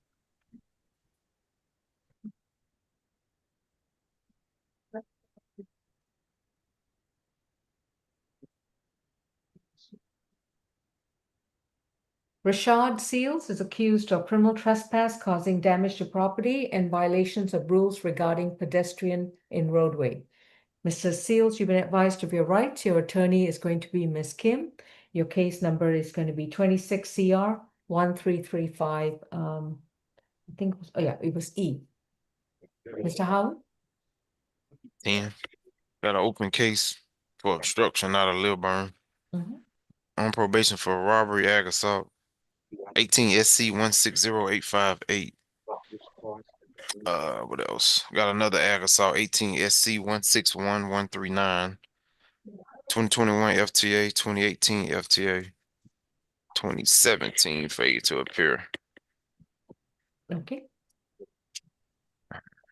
Judge, I'll be back in a couple of minutes. I got to step away real quick. Alrighty. Ms. Sandra Brooks? Yes, Your Honor. For this case here, we are asking for a $2,000 bond for each charge. So that is a $6,000 surety bond, Your Honor. Based on his violent behavior, also we did speak to the victim as well. I'm not sure she's on the line, but we are asking. I'm a little confused. This is Rashad Seals. He's got 2 counts. Were you asking for 3,000 or 2,000? 2,000, Your Honor. We also have a simple battery. We just filed it down, Your Honor. I'm not sure if the court, the clerk's had it yet. I do apologize. I don't see it. Okay. Ms. Young, do you have a simple battery charge against Mr. Seals? Let me look in the queue, Your Honor. Let me see. I literally I just told them completed it. okay, we have it. I'm gonna have them added on. Okay, so simple battery family violence. All right. And this, okay, sorry about that, Ms. Vanderbucks. I was a little confused, but I see it now. Thank you. No, thank you. So yes, Your Honor, I'm not sure if the victim is on, Ms. Takesha Powell, his mother, but based on just what we heard from her, we are asking for a mental health evaluation, for a stay away, no further contact with Ms. Takesha Powell. We want him to stay away from her address, but we were unable to get it. Also, no drugs, alcohols, or weapons, and also a social worker visit if we can. Okay. Ms. Takesha Powell, if you want to address the court, please unmute and start your video. I have a 982. Yes. Okay. Hello. Yes, Miss Young, could Yes. you prompt her to start her video? Yes. Hi. All right. Hi. Could you please raise your right hand? Yeah, let me try to start this video No, you're here. good. You're good. You're Okay. on. Okay. Raise your right hand. Right hand. Do you have your right Yeah, hand this is up? my right. Oh, okay. Sorry about that. Do you solemnly Yeah. swear and affirm the testimony you provide will be the truth to the best of your knowledge? Yes. What would you like to tell us? That Rashad is my son, and that it was a altercation in March of last year. Rashad currently works for me, and we have not had not had any issues with him. He does not stay with me. I did tell the advocate Beverly, I think her last name is Ingram. I did tell her that we do not stay together. He stays in Stone Mountain. I stays in Decatur. Are you comfortable with him being at your place? Yes, absolutely. Okay. That's really all I need to know. Thank you. Okay. Thank you. Ms. Zandersberg, anything else to add? No, Your Honor. Just that we still want to have the stay away and no further contact. All right. Thank you. Ms. Kim? Yes, Your Honor. Mr. Seals is 32 years old, and he is residing with his grandmother. Your Honor, he wants to have a no further violent contact, as his mother also wants to have a no further violent contact. He graduated from high school 2012, and he used to work as a cleaner. He's been doing that for about 10 years. He has no child, and we would like to request for a signature on bond, no matter what level it is. He does not have much funds to pay for the bond at this point. Thank you. On the criminal trespass, damage to property, that's going to be 500. On the pedestrian roadway is 500, and the simple battery family violence is 1,000.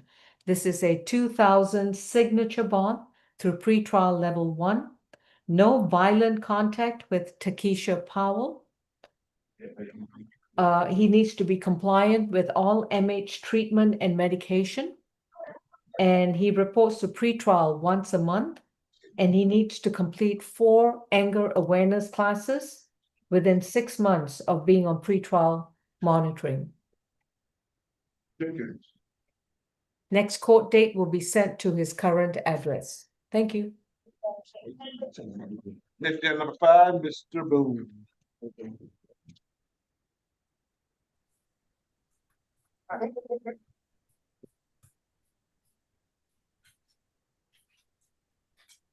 Are we making a dent in this calendar at all?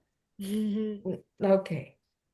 Dexter Boone is accused of simple battery family violence from February 25th of this year, case 26CR1318L. Mr. Boone, you've been advised of your rights, and your attorney is going to be Ms. Tyshawn Tucker. Any priors? 17. 2024 ag assault arrest out of Americas. 2014 battery dismissed. That's all. Miss Heather Tucker? Yes, Judge, we're asking for a $1,500 good bond with conditions no further contact with Malik Graham, as well as to stay away from 108 Holly Road in Atlanta. The facts allege that this victim is the son, and the defendant is his stepfather. He asked them to put out their cigarettes, which caused a verbal altercation in which the defendant struck the victim in the back of his head. The mother also confirmed she saw him strike him, but there were no visible injuries. between the violence alleged, as well as you heard, he has that 2024 aggravated assault, 17 priors. We're asking for that $1,500 good bond with conditions no further contact and to stay away. Thank you, Ms. Tucker. So, Ms. Valencia, are you interested in addressing this case? I'm sure this is not quite as ridiculous right now.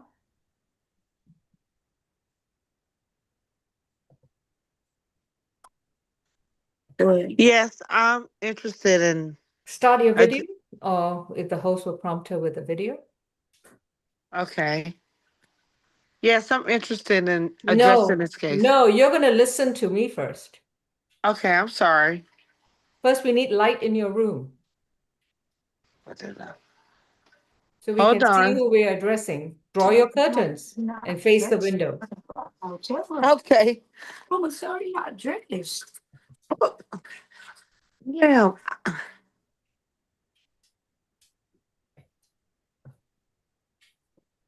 Draw your curtains and face the window so we can see you. You're quite in the dark. We have no idea who we are addressing. I didn't have to do that.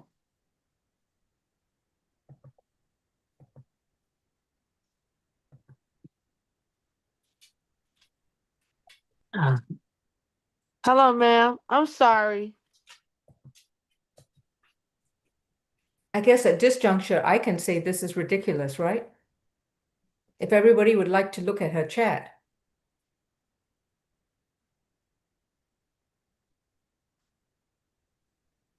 All right. Ms. Tyshawn Tucker, what would you like to tell me? Yes, Mr. Boone is 54 years of age. He's an Atlanta native. He was able to provide me with the address. I'm sorry, he's a Georgia native, but he's lived in the Atlanta area for 30 years now, so he may as well be a native. He's not currently employed. We have no objections to stay away from the incident location.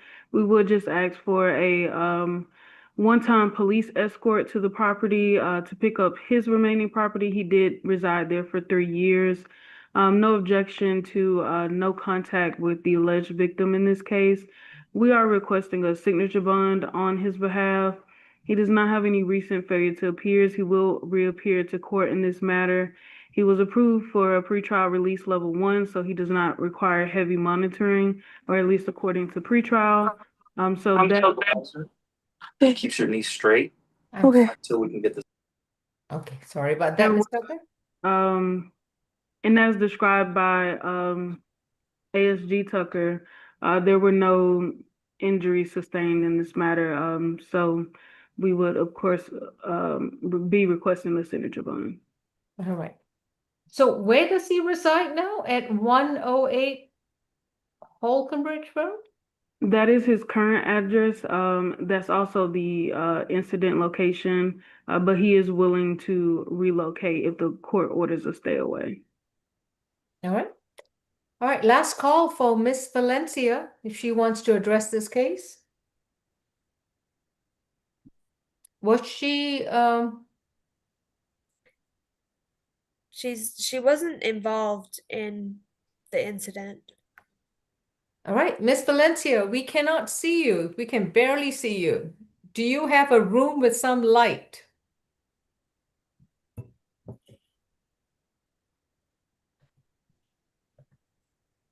All right, this is ridiculous. Let's remove her from Zoom. On the simple battery family violence, the bond is going to be $2,000. It's going to be a signature bond for pretrial services, level 1. He's to have no further contact with Malik Ram and stay away from the 108 Holcomb Bridge Road. Within 30 days, he's to update the court with his new mailing address. He will complete 4 anger awareness classes with pretrial, and this must be completed within 6 months of being released. No illegal drugs, no alcohol, no weapons, and he's allowed a one-time visit to the Holcomb Bridge location to retrieve his belongings, and that visit must be with a police officer. Thank you. Is it 108 Holly Road? Correct. It's 108 Holly Road. Okay, I thought it was Holcomb Bridge Road. Okay, thank you. Thank you, Ms. Young. You know, I think from next time, if I'm doing a C calendar, Miss Young, can you instruct the alleged victims and witnesses that they're not to post any messages to everyone? Yes, Your Honor. What I usually do is I usually shut the chat off, but I'll have Miss Champion do it. Yeah, because that's just going to get some people in some really deep trouble. Yes, ma'am. Thank you. I'm sorry, Deputy, who do we have? Number 9, Mr. Butler. Number 9, thank you.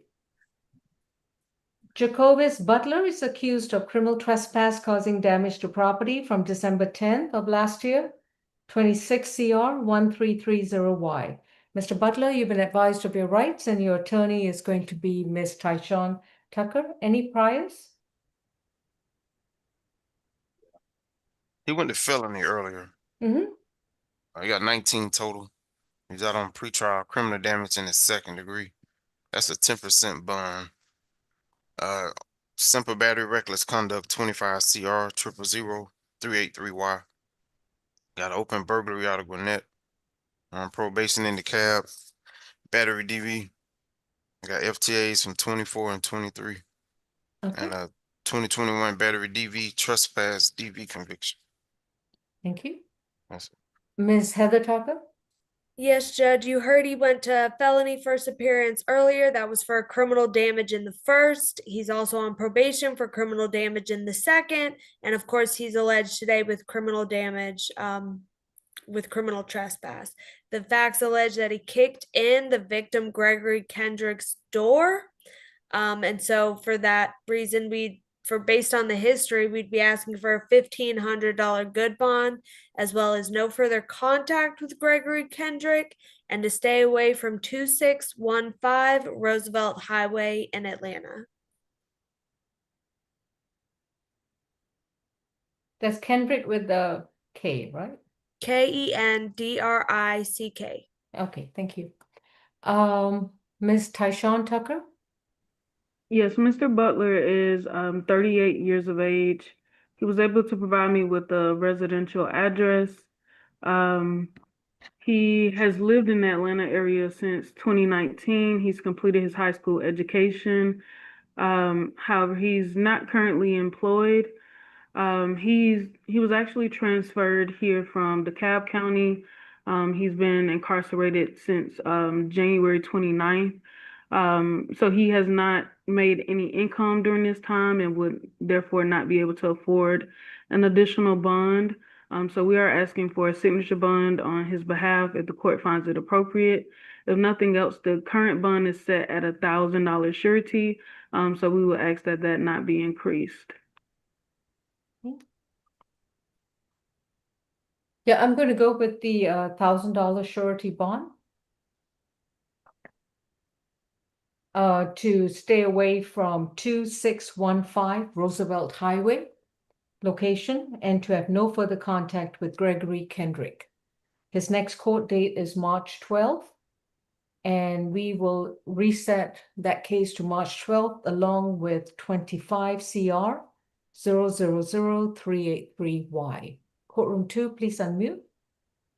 Mr. Butler, you've been advised of your right to remain silent. Anything you choose to say can and will be used against you. First of all, y'all, the LTA was the court fault. They sent the mail to the wrong address. And I'm not on probation for criminal damage. I just got hit with criminal damage when I was in the cab the other day. I haven't even went arrested yet. So I'm not on probation for criminal damage. None of those charges above. All those charges above, I've not been convicted. Them just charged right now. Okay. But one of the conditions of a bond under Ayala v. State is that the individual does not show a propensity to reoffend. And you have been booked into Fulton County Jail every year since almost every year since 2023. You show a pattern of a propensity to reoffend. That's why you don't qualify for a signature bond. Thank you. And then number 17, Mr. Jackson.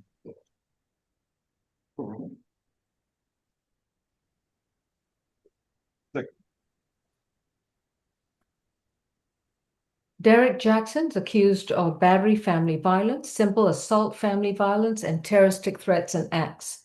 from February 26, 2026. Case number 26CR1338Y. Mr. Jackson, you've been advised of your right to remain silent, and your attorney is going to be Ms. Tyshawn Tucker. Any priors? 53. 2022 possession of cocaine conviction. The violence I saw was old. Got a '08 kidnapping conviction. '07 simple battery DV cruelty in the third conviction. That's all. Ms. Heather Tucker? Yes, Judge, we'd be asking for a $2,500 good bond on the battery family violence and a $1,500 good bond on the terroristic threats. These facts allege that the defendant and victim Francesca Davis were dating and living together at a Quality Inn. The defendant left for a few hours, but when he came back, he started arguing with her about the room being dirty. So he hit her in the face, grabbed her by the mouth to keep her from screaming, leaving scratches and red marks all over her face. He also pulled out a box cutter, and stated that he should cut her, which is the basis of the terroristic threats. So based on the violence alleged, as well as 53 total cycles, they may not all be violent, but I think that shows a propensity to reoffend. We'd be asking for that $4,000 total good bond, $2,500 on the battery family violence, and $1,500 on the terroristic threats. Was there also a simple assault charge? That's exactly what, there is a simple assault, battery, Alright. simple assault, and terroristic threats, yeah. I didn't make note of it, but I remember filing that accusation. We'd ask for $1,000 good bond on the simple assault, so $5,000 total. Okay. Unfortunately, Mr. Jackson also has a parole hold at the present time. Miss Francesca Davis, I don't know if she's on Zoom. I don't see anyone by that name. Miss Tyshawn Tucker? Your Honor, Mr. Jackson is 55 years of age. He's lived in the Atlanta area since 1979, so very substantial time. He's completed his high school education. And Your Honor, he was able to provide me with the residential address that he's maintained for the last 6 years. And he does help support his 13-year-old minor child. We have no objections to a stay away from the incident location. He was not living at that location. They did just have the room for one night. He does maintain that they were not living together. They're also not a couple. They were just at the hotel for that one date. We're asking for a signature bond on his behalf. He does not have any recent failure to appears. He will reappear to court on this matter. He has substantial ties to the community, and he's currently not employed, so he will not be able to pay a surety bond at this time. All right, thank you. On the battery family violence, that's going to be 1,000. On the simple assault is 1,000, and the terroristic threats is 1,000. This is a $3,000 surety bond. No further contact with Francesca Davis. Stay away from the Quality Inn at 4427 South Commerce Drive in East Point. No illegal drugs, no alcohol, no weapons. And the next court date is going to be March 12th. Thank you. Please unmute. Mr. Jackson, you've been advised of your right to remain silent. Anything you choose to say can and will be used against you in the treatment of your case. Now, I'm just wanting to know what is a surety bond, and because I have a parole hold, so I really can't go anywhere if I did make one anyway. So I was just wondering if it was any way possible that I could get a signature bond through the jail and go to Clayton and deal with this parole hold, see what they wanted to do. Any way possible? No. Okay, so what is a surety bond? You will have to post a bond of at least $3,000 either by cash or go through a bonding company. The bonding company will charge you a percentage of the $3,000 to post your bond. Okay. Thank you. Second row. Number 19, Mr. Jenkins.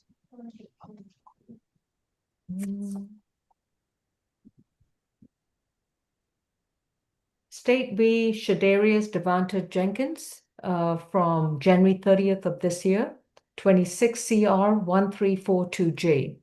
This is a total of 6 charges stemming from a traffic matter, 2 counts of hit and run, 1 count of reckless driving, failure to maintain lane, following too closely, and disorderly conduct.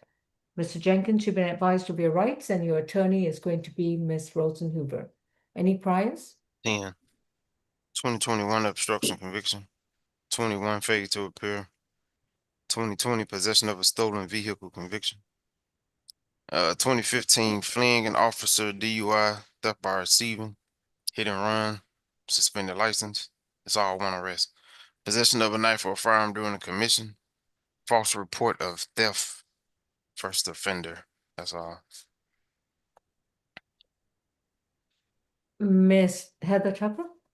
Yes, Judge. The nature of these charges paired with his history of failure to appear, fleeing, hit and run, we believe the flight risk is very high here. So we are asking for a $2,000 good bond on each hit and run, $1,000 on the reckless driving, and $500 each on the remaining charges, the failure to maintain lane, the following too close, and the disorderly conduct. The facts of this case, he sideswiped one victim, Doria Sanchez, and kept driving. The victim followed him so that he could get a picture of his tag, and then he ended up rear-ending a second victim, Lester, in which case, where he got out of the car, started yelling at Lester before getting back in and fleeing. So he has proven that he's going to flee. He has history of fleeing. So we're asking for, let's see here, that's $6,500 total. $2,000 on the hit and runs, $1,000 on the reckless, $500 on each rest of them. Okay.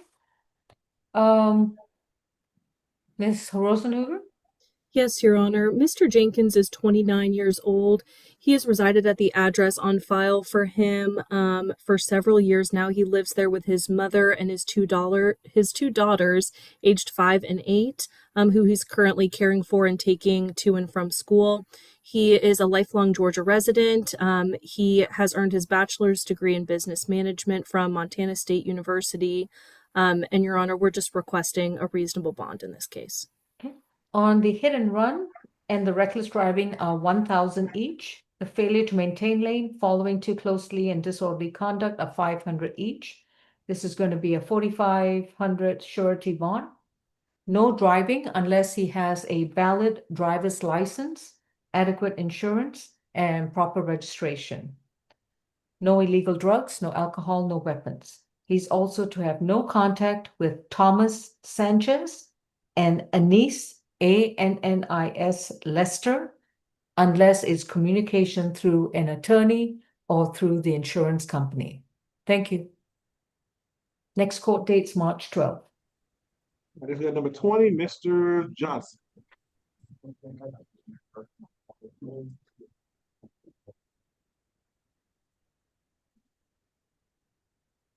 Lewis Johnson's accused of battery, family violence, that's 2 counts, cruelty to children, 3rd degree, and that's 2 counts. So that's a total of 4 charges from February 22nd, 2026. Case 26 CR 1309C. Mr. Lewis, you've been advised of your rights, and your attorney is going to be Ms. Rosenhuber. Any priors? 4.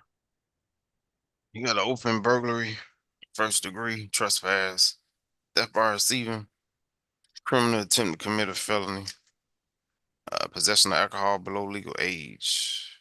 That was first offender. I'm sorry, that's not open. All right, thank you. 2013 theft by receiving, first offender. That's all. Right? 1993, that makes him 33 years old. Okay. Ms. Zanderbergs? Yes, Your Honor. In this case here, we are asking for $1,000 for each of the battery charges. And then we're asking for $1,500 each for the cruelty of children. In total, that is a $5,000 signature bond. We are asking for a stay away and no further contact with Ms. Sierra Johnson. We did speak with her She is also asking for no further contact and to stay away. We do understand that the court may not want a stay away from the children, so we are asking for a third party transport between children. Their both initials are AJ. In addition to that, no alcohol, drugs, or weapons. Stay away from the 3966 Makeover Court in Atlanta. Are they married? I believe so, Your Honor. 1 second. Ms. Rosenhuber, is your client married with the alleged victim? Yes, Your Honor, he is. Okay, thank you. Yeah. All right. On the battery family violence, that's going to be 1,500 on each count and 1,000 on the cruelty on each count. That's 3, 4, 5,000. Signature bond through pretrial services level 2. No further contact with Sierra Johnson, Cierra. Third party transfer of the minor children involved.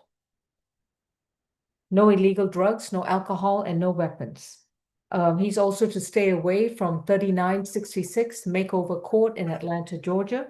Within 30 days, he would have to update the court with his new address. Also, within 30 days, he must enroll in a domestic violence intervention program, a series of 24 classes that he would need to attend and complete at his expense. His monitoring will be for 12 months. I'm not sure if Ms. Johnson plans to file a divorce case, but in the meantime, like I said, he's not to communicate with Ms. Johnson unless it's through an attorney or through court proceedings. What else? Oh, those and the FEIP. Oh, no illegal drugs, no alcohol, no weapons, and he'll be subject to random screens for alcohol and drugs. Thank you. Judge, before we move off this case, can we request an opportunity for him to go and get his belongings? This is the house that he pays the mortgage on. I believe he's the provider for the home, his wife, and his 4 children. He does understand, and we discussed that he may have to relocate during the pendency of this case. I just want to make sure he can go back. I'll allow a one-time visit with a police escort for him to go and retrieve his belongings. Now, please understand, third-party transfer of the children means that a third party must be involved with regards to drop-off and pickup, and the third party will speak with him with regards to a proposed parenting plan. Now, of course, if the parties file a divorce action, the court may order a temporary parenting plan. Thank you. All right, next we got number 30, Mr. Peterson.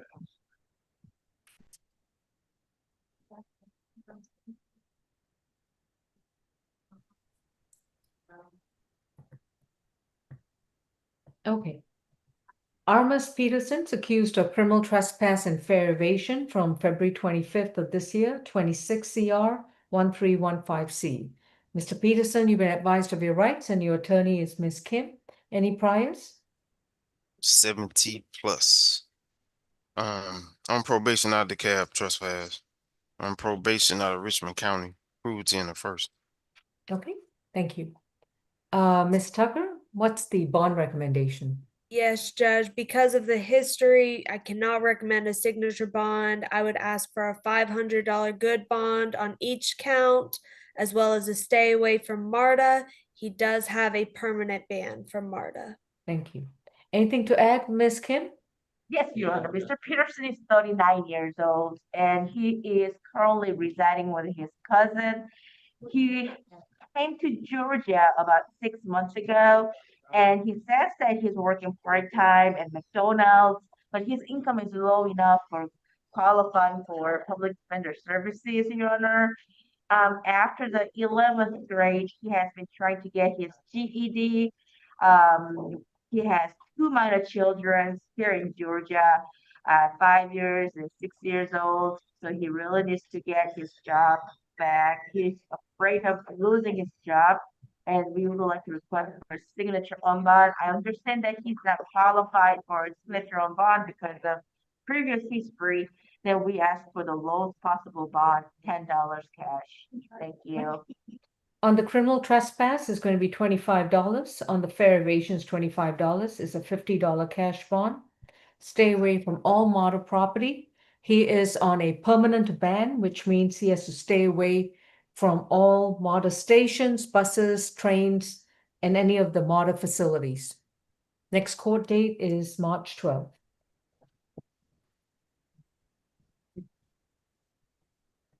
All right, then we get to the phone. Never got 33, Mr. Pitman.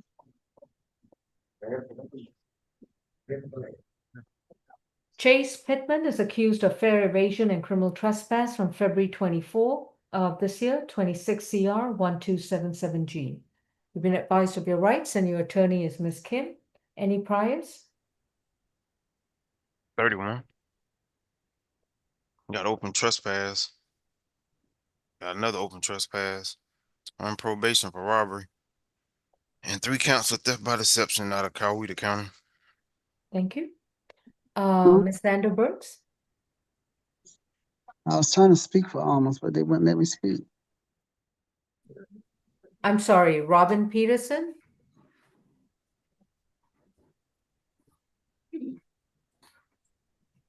Who was that? Robin Peterson.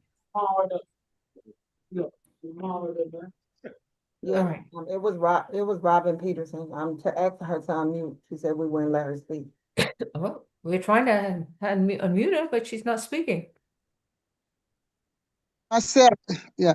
Okay, I was Put trying. on your video. Okay, I'm trying to. I don't know what's going with this phone. No. Oh, wow. Wait a minute. Go back to. Okay. Okay. Stay on video. Okay. Come on. Stay on my video. Okay, there you go. That's me. Miss Yeah. Peterson. Yes, I was trying to speak on my Listen son. very carefully. Listen very carefully. If I'm not addressing Arnas's case, you do not interrupt. If we've already passed Arnas's case and you didn't get a chance to speak, you wait till the end of the calendar. Do you understand? Yes, ma'am. Please mute and switch your video off now. Thank you. Chase Pitman, yes, Miss Burks? Yes, Your Honor. Based upon his history and the facts in this case, we are asking for a $600 surety bond for each of the charges. No alcohol, drugs, or weapons. We are asking that he continue to stay away from all MARTA properties and stations, Your Honor. Also, please stay away from the 216 Peachtree Road Northeast in Atlanta address as well. What is the status of his suspension, if any, from MARTA? My understanding, Your Honor, is that he has a permanent MARTA suspension and it's active. Thank you. It has been since October 5th of 2025. Okay, thank you. Ms. Kim? Yes, Your Honor. Mr. Pitman is 32 years old, and he has been residentially challenged for a while. And Your Honor, however, he gave us really good phone number to contact him, and I also have his mailing address. Your Honor, he graduated from high school 2012, and he went to college for business administration management at Atlanta Metro Tech. And Your Honor, during the work days, he provides labor. He does not have any child. He would like to request for a signature on bond. I understand that he may not be qualified for a signature on bond because of his previous histories. We would like to request for the lowest possible bond, $5 each. Thank you. All right. He's got an open criminal trespass case, 25 CR 1301G, involving MARTA property. He's got another case, 25 CR 006 187G. And let me see the status of that case. And this was a plea that he took on November 6th of 2025. in which he was required to stay away from all model property. And this was back on November 6, 2025. So he pled and agreed to stay away in November of 2025. He was arrested again less than 2 months later on January 18th, 2026 for criminal trespass at Marta, or maybe that was just an accusation. And now on February 24, another arrest, Marta property. Her fare evasion is going to be $25. Criminal trespass is going to be $50. This is a $75 cash bond. Stay away from all Marta property in accordance with active suspension. Next court date is March 12th, and we will address both these other open cases. Ms. Young, did you get those open cases? Yes, ma'am, we have them. You said on the first charge 25 and then 75 or 50? 50. Total is 75. Thank you. Yes, ma'am, we have the other open cases. All right. Thank you. Yes, Mr. Pitman, you have a right to remain silent. Anything you say. Cause they just Can- gave me a signature bond on, what's the name? Yes, I'm going ahead and admit they just gave me a signature bond, so I'm not eligible for a signature bond now. No, you are not eligible for a signature bond now. I understand that, Your Honor. I'm telling you, they just gave me one, Your Honor. They just gave me one. I just got it here like, All right, if you got a signature bond, great. But for this case, you're getting a cash bond. you Lord. Thank you. What can I'm I say? done. Can you bring my girlfriend on Bree Thomas? What's your girlfriend's name? Bree Thomas. Who? Bree.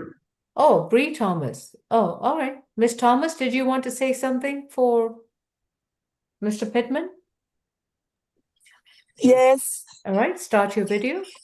I would like to Take say your hat that. off. Take your hat off. Okay. You're in court. Okay. Okay, Yes. I'm sorry. Raise your right Um, hand. Do you solemnly swear and affirm the testimony you provide will be the truth to the best of your knowledge? Yes, ma'am. Mr. Pittman would, if Mr. Pittman could possibly get a signature bond, Mr. Pittman would no longer be living in the state of Atlanta, Georgia. He would be coming to Albany, Georgia to start a new life with his family and getting a job.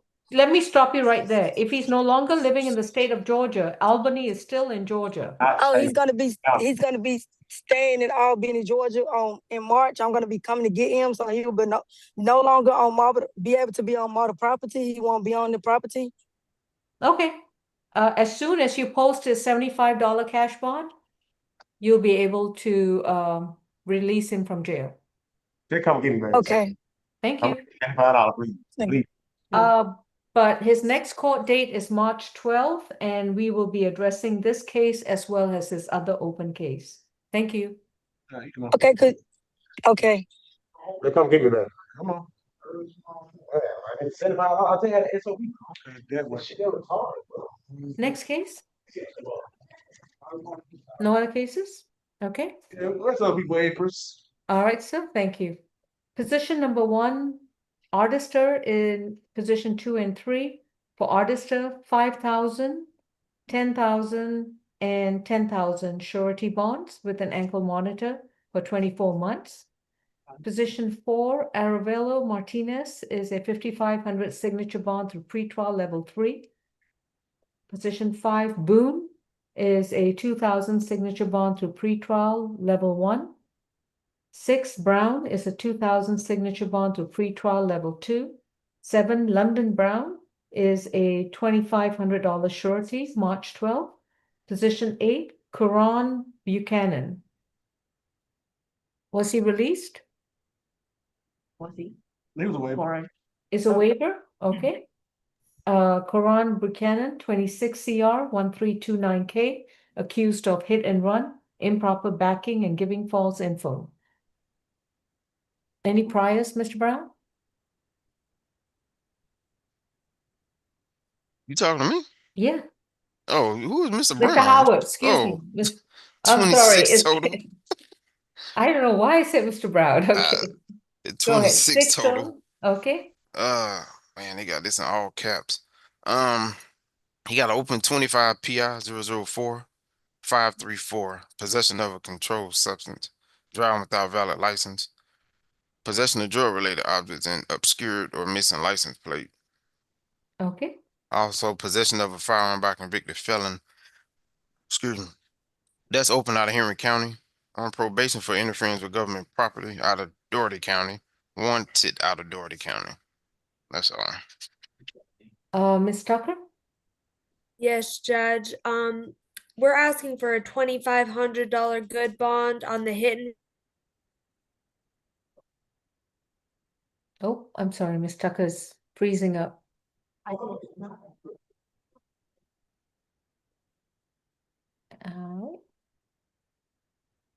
Okay, Ms. Tucker, your Wi-Fi seems to have been frozen. I'm gonna kick her out, Your Honor, so she can come back. All right. Ms. Rosenhoover, are you representing Ms. Buchanan? Mr. Buchanan? I am not, Your Honor. My one waiver is for number 22, Mr. Jones, but I did not interview. Okay, there we go. Ms. Tucker, is that your client? Yes, Your Honor. And what's your recommendation? I know Ms. Tucker, Ms. Heather is asking for a surety bond. Your Honor, I'm requesting a signature bond on his behalf. Mr. Buchanan, he's 32 years of age. He was able to provide me with the residential address he's maintained the last 2 years. He's in Atlanta. He's a Georgia native. He's lived in the Atlanta area the last 2 years. More importantly, he's been consistently incarcerated since November the 11th. He was transferred over to Fulton due to this warrant.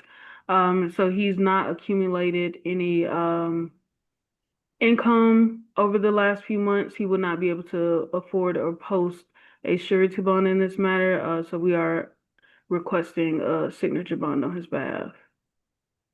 All right. Is Ms. Tucker back? Not yet, Your Honor. Oh. All righty. Let's hold on that for now. Position number 8. Okay.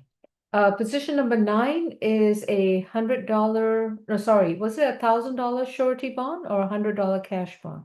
I think it was 1,000 surety. Correct. For It was Jacoby 1,000. Butler, it was 1,000 surety. Yeah. Okay. And that case is reset to March 12th along with this other case.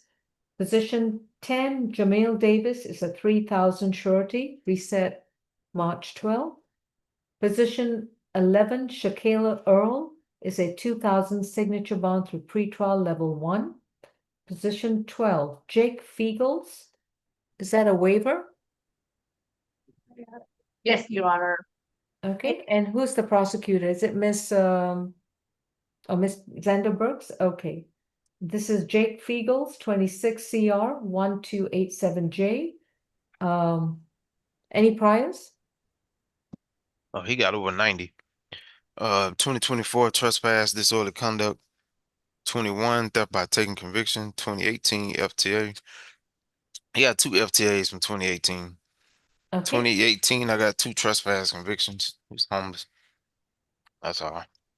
And Miss Brooks?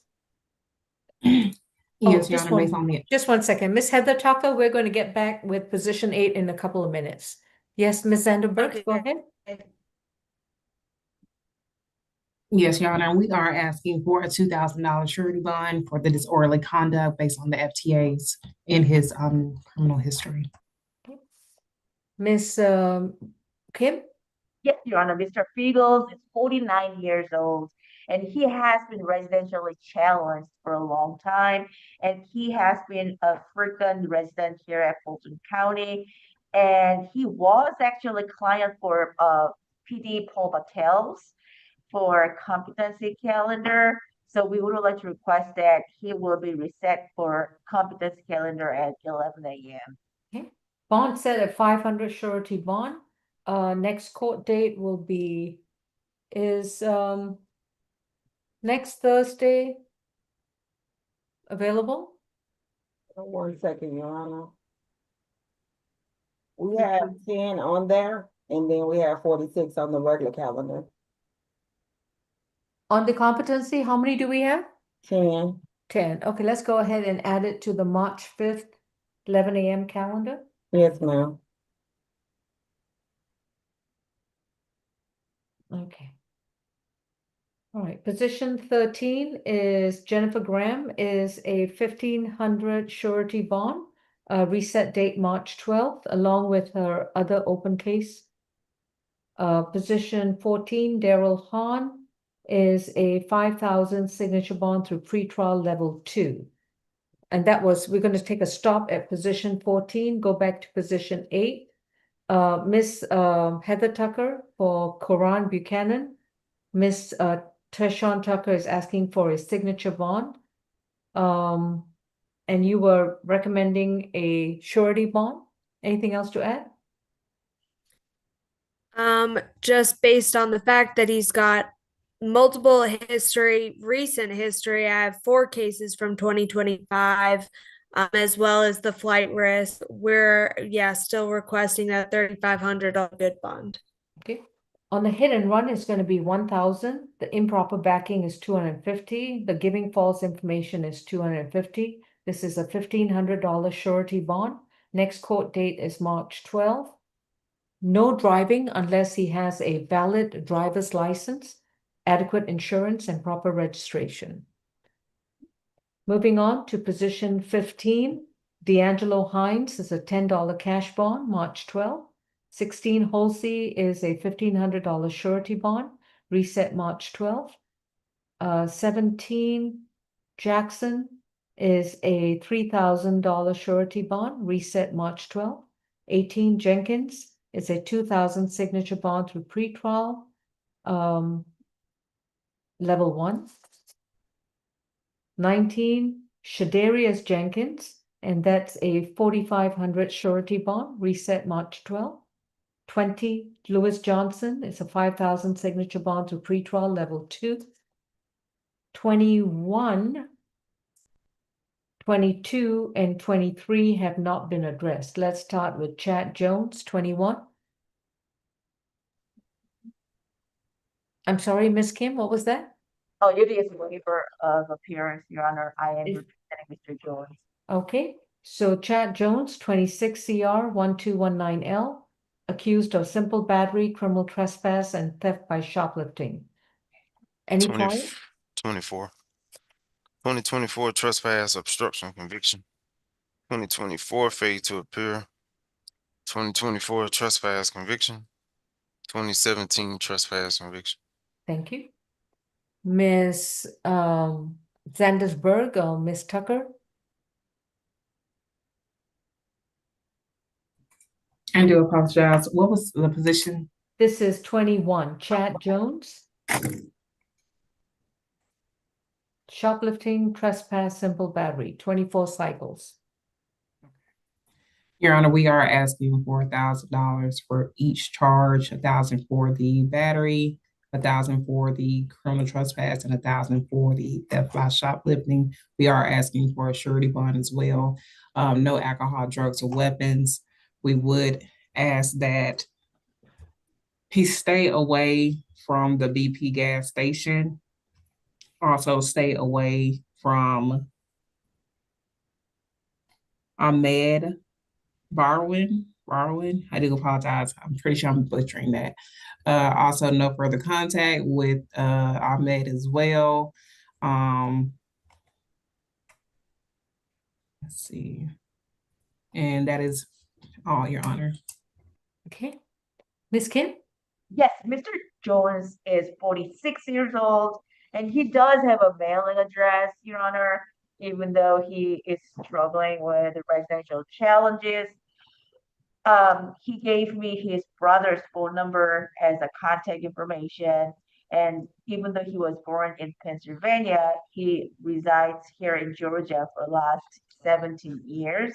He completed GED, and we would like to request for the lowest possible bond. If he is not qualified for signature on bond, we ask for $10 cash bond. We strongly prefer to have a signature on bond though. Thank you. On the simple battery is going to be 1,000. The criminal trespass is 500. Theft by shoplifting is 500. This is a $2,000 surety bond. Stay away from the gas station at 2320 Cheshire, I think it was Bridge Road in Atlanta, Georgia, and no contact with Ahmed Barwani. He'll need to stay 200 yards away from Mr. Barwani, and no illegal drugs, no alcohol, no weapons. Next court date is March 12th. Position 22, Marquis Jones, and position 23, Maya Kavchak. Are those waivers? Yes, Your Honor. Okay, let's start with Marquis Jones, 26 CR 1302Y, 2 counts of theft by shoplifting. Any priors? 29. You got an open shoplifting and obstruction. It's 26 CR 001 035Y. You got an open case out of New York for criminal possession of a controlled substance and petty larceny. On probation in the cab for shoplifting. On probation in Fulton for shoplifting. 26 CR 000-478Y. Got a 2020. Oh, that's good. Thank you. Ms. Sandersberg?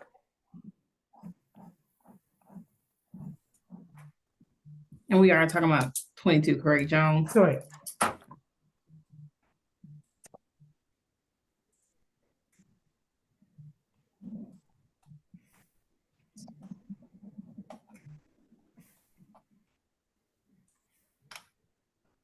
Sorry, you guys.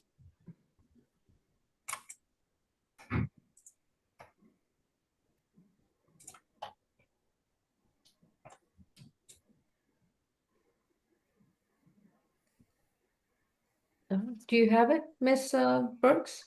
I am trying. I'm trying my best. I have a lot of cheat sheets. Who are we looking for?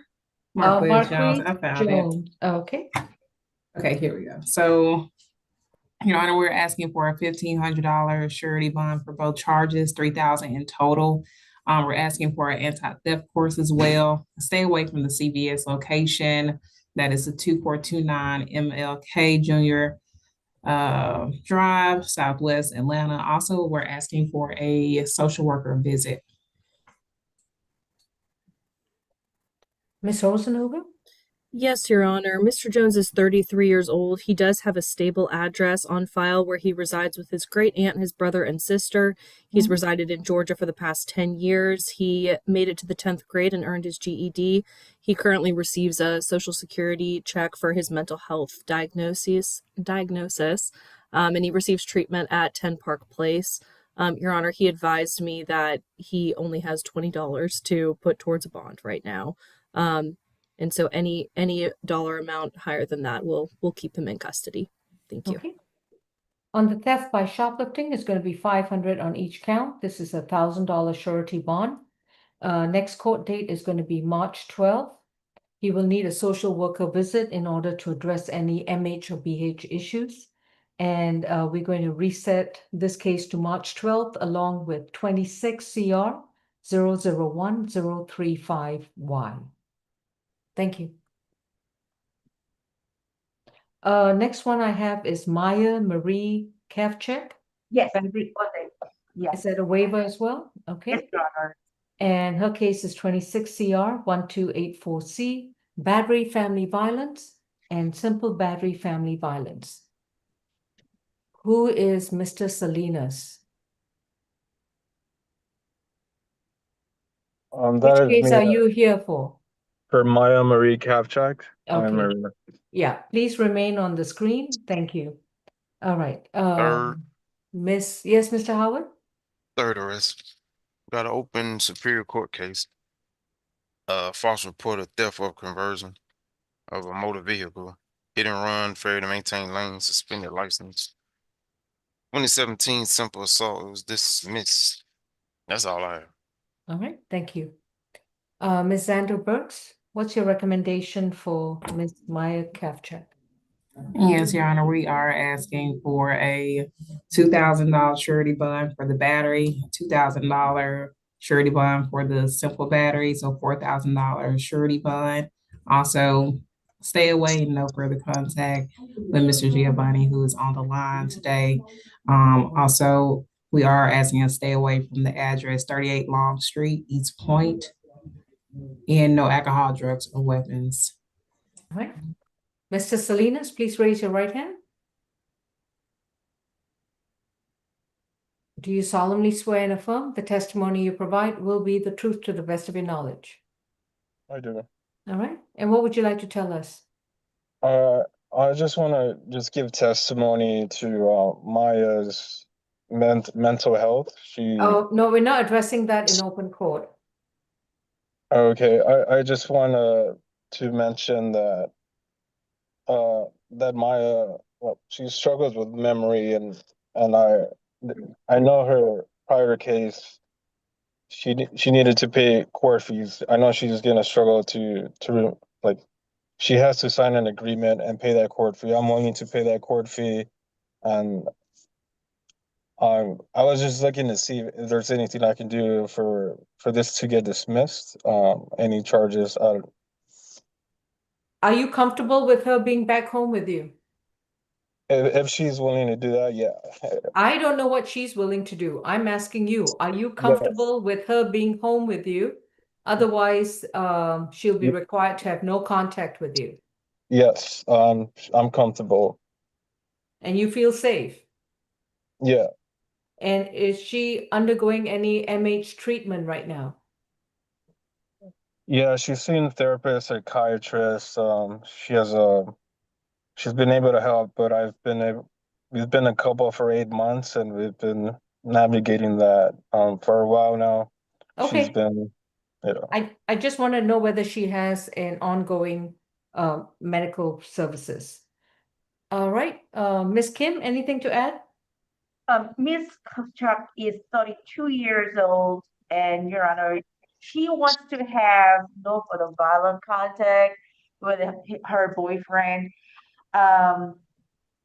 Yes, that's the only thing that I would like to add.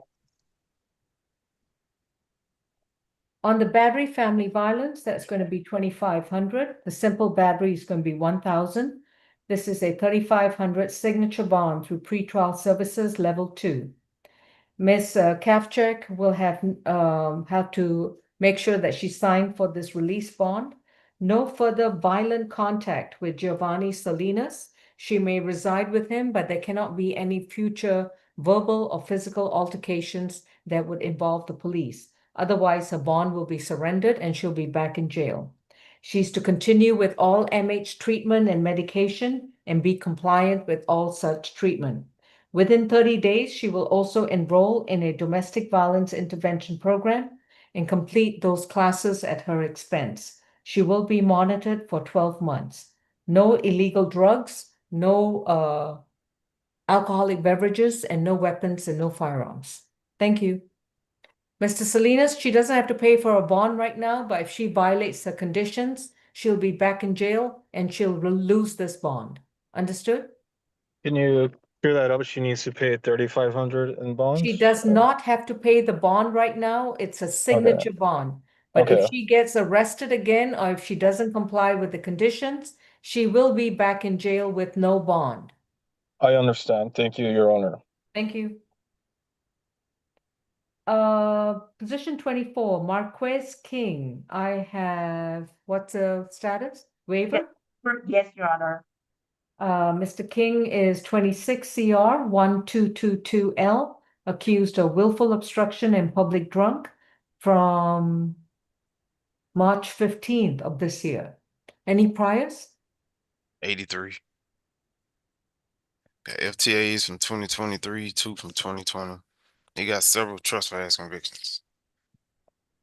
Ms. Vanderbergs? Yes, Your Honor. We are asking for $1,000 for each of the charges. So in total, $2,000 surety bond. We are asking that he does a stay away from the 5110 Old National Highway address as well. No alcohol, drugs, or weapons, Your Honor. And that is all. Ms. Kim? Yes, Your Honor. Mr. King is 43 years old, and he is also a frequent resident here in Fulton County. And PD Paul Matels know his conditions very well. So we would like to request that his reset for competence scale. Okay. And the willful obstruction is going to be $50. The public drunk is $25. This is a $75 cash bond.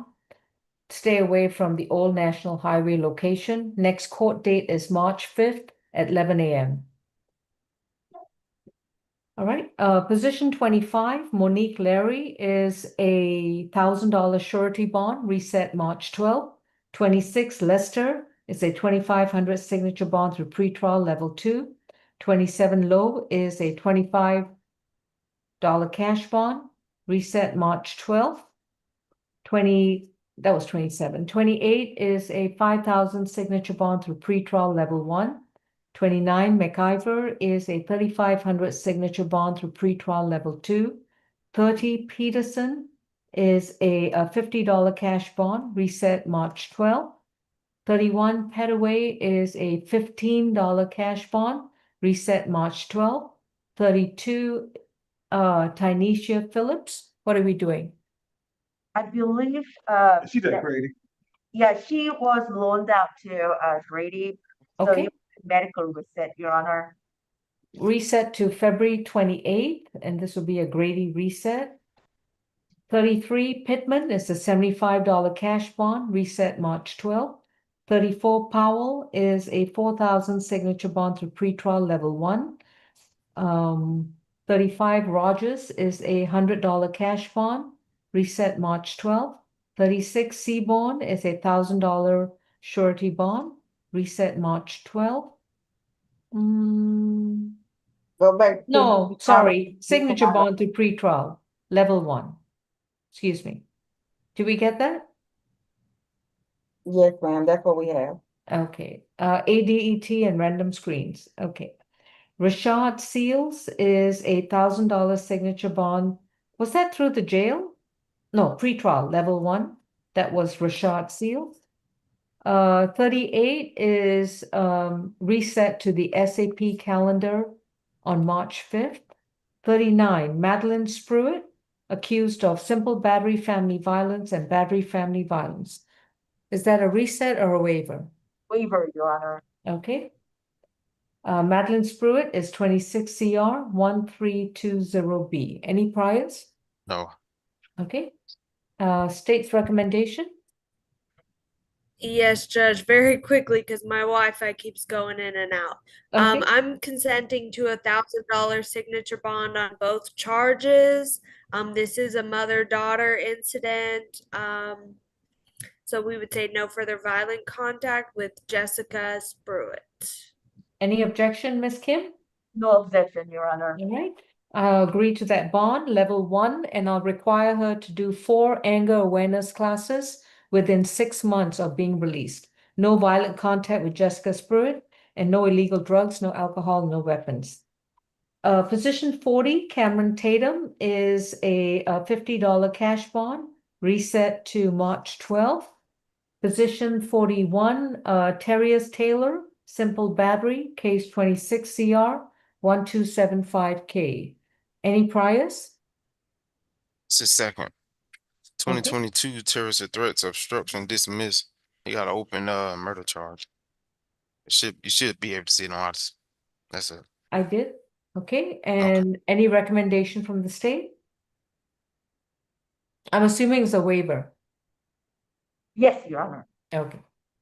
Ms. Tucker? Yes, Judge, this was White. No, Terrius Taylor. Oh, Taylor. Position 41. He's got a Yes, capital offense. we'd be asking for a $5,000 surety bond. Based on that history, you did hear felony murder, you heard aggravated assault. It's only 3 cycles, but they're pretty recent, as well as the facts in this case. During a road rage incident, he aggressively approached the victim, Miss Lamb, hurled a drink through the open window. Despite her attempt to close the window and avoid contact, he continued his actions, creating fear and discomfort for her. So based on his intentional act as well as the history, we're asking for a $5,000 good bond, as well as no further contact with Ms. Lamb. Ms. Kim? Yes, Your Honor. For the record, I would like to object to address another charge, the capital charge, because I think that will give a lot of prejudice against my client. Mr. Taylor is only 20 years old and he's presumed to be innocent as of now. He is accused, alleged to commit all these things, but he is still presumed to be innocent, Your Honor. He does not have any prior other than one. I believe his mother was supposed to be on the Zoom, but I don't see his What's her mother. name? Shanika McGeeson is the mother's address, phone number. I don't see any such person on Zoom. Yeah. Anyway, he was shot about 2022, and ever since then, he was not able to do studies much. So he's still enrolled in high school as an 11th grade, and he's instead of getting a GED, he really wants to complete his high school. I believe he can do it by 2000 until he becomes 21. He does have a 4 month of son right now, and he was working part-time at FedEx, and we would like to request for the lowest possible bond. He got no bond from felony charges, so he's not going anywhere no matter what he gets. We ask for $1 surety bond so he can get his time served for this charge. Bond is set at 500. It is a surety bond. No further contact with Miss Lamb. That's Lamm. First name Tiara. No driving unless he has a valid driver's license, adequate insurance, and proper registration. Next court date is March 12th. Position 42, Waller, is a $1,500 signature bond through pretrial services level 2. The cruelty count is dismissed. Gregory White is a $5 cash bond, reset date March 12th. Position 44, William Wofford. Is that a waiver or reset? Waiver, Your Honor. Okay. Accused of harassing communications from September 23rd, 2025. Case 26 CR 1345B. Any priors? Yeah, he got open theft by taking out a car. He's on pretrial for battery DV hindering 911 call. It's 24 CR 007-039B. I'm not sure what the amount is, but that's it. Okay. I'm doing a serenity. Okay. Ms. Tucker? Yes, Judge, we'd be asking for a 1,500 good bond on both charges for a total of 3,000. These facts allege that Mr. Wofford has been violating by communicating with Ketty Wofford. He's sending her emails despite being told not to talk to her, don't come to her house. He's appearing at her apartment complex, exiting, coming and going multiple times, as well as you heard the history. I'm not sure if that battery case is against her, but she has made it very clear she does not want him speaking to her, coming around. And so for that reason, we would ask for the $3,000 total good bond with conditions no further contact with Ketty Wofford and to stay away from 9044 Bolton Road in Atlanta. Ms. Kim? Yes, Your Honor. Mr. Wofford is 49 years old and he was born in Florida, but he came to Georgia about 2024. And ever since last September 2025, he does not live with his wife. Indeed, he is staying at hotel or shelter. He was basically, he got to stay away from that location. So he has not seen his wife and his child a long time. Your Honor, he lost his actual real job because of his incarceration, but he can still do DoorDash to make a living. And Your Honor, he wants to continue to work. He graduated from high school 1996. He went to Michigan to get college from the community college, but he couldn't complete to get a degree because he had to work. And all he want to do is third party transfer to see his child. He has no objection to stay away, and they're going through a lot of counseling and no contact, stay away is okay as long as he can see his child. Okay. Mr. Wofford is actually, I'm sorry, Mrs. Wofford is actually, Kelly Wofford is also the victim in the open battery case. Is there a Kelly Wofford on Zoom? Okay. On the harassing communications, it's going to be 1,000 surety. The stalking is going to be a $1,500 surety. Total bond is 2,500 surety. The signature bond from the prior case is also surrendered, which is 3,000. We're going to further notice this case to March 12th, along with 24 CR 007039B. All right, are there any changes to be made to this calendar? No. No? Okay. Is there anyone on Zoom who would like to address the court? Tamika Miller, if you want to address the court, this is the time to do so.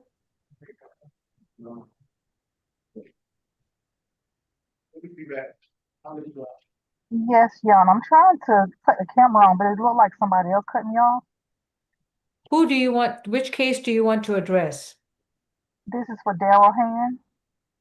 Daryl Han. That on our calendar? Okay. He got a $2,000 surety bond. Yes, Jan. Oh, no, sorry. He's got a 5,000 signature bond through pretrial level 2. What's the question? Yes, Jan. So it wasn't regarding his bond. I just wanted to bring to the court's attention the address that we were speaking of, the 920 Gaston Street. The incident did not occur there, Your Honor. The young lady has never been there. That is our mom's address, and that is where he resides. So I don't know why he wouldn't be able to go back to his address. The reason is because the warrant indicates that she lives there. So he can go now to that location with a police officer. And if the police officer verifies that she does not live there, then he can return to the Gaston address. I'm just baffled. That's Your not Honor. there. I'm not confused, and Mr. Han is not confused, and his attorney is not confused. It's very simple. Once he's released, he goes home with a police officer. If a police officer says, "Oh, look, no Krista Moore lives there," he can return to the property. What's the complication? Because it didn't occur there. This young lady has never been Ms. there. Miller, I'm just telling you what it says in the warrant, and I've already given him the option of going back home once the officer verifies that she does not live there. What is the complication? I understand, Your Honor, but I just don't even know how this address came into play. It's in the warrant. Because of what's on his ID, his driver license? Because the officer testified to information in the warrant. Okay, Your Honor. Okay, see you then. Take care. Thank you. All right, folks, I'm sorry it took a little longer, but the rest of you, if you don't have to show up tomorrow, I pity you because I'll be there and it'll be a fun proceeding. Yeah, but you'll have Michael Jordan. Okay, see how much fun. Judge Law, you need to send me a dismissal. I will do that. You know for what case, right? For this one, the one count? Yeah, that one count. Okay, I'll do that. Dismissed. All right, everyone, till then, enjoy your weekend and I will see you on Monday. Take Thank care. you, Judge. Take care. Bye-bye. Bye.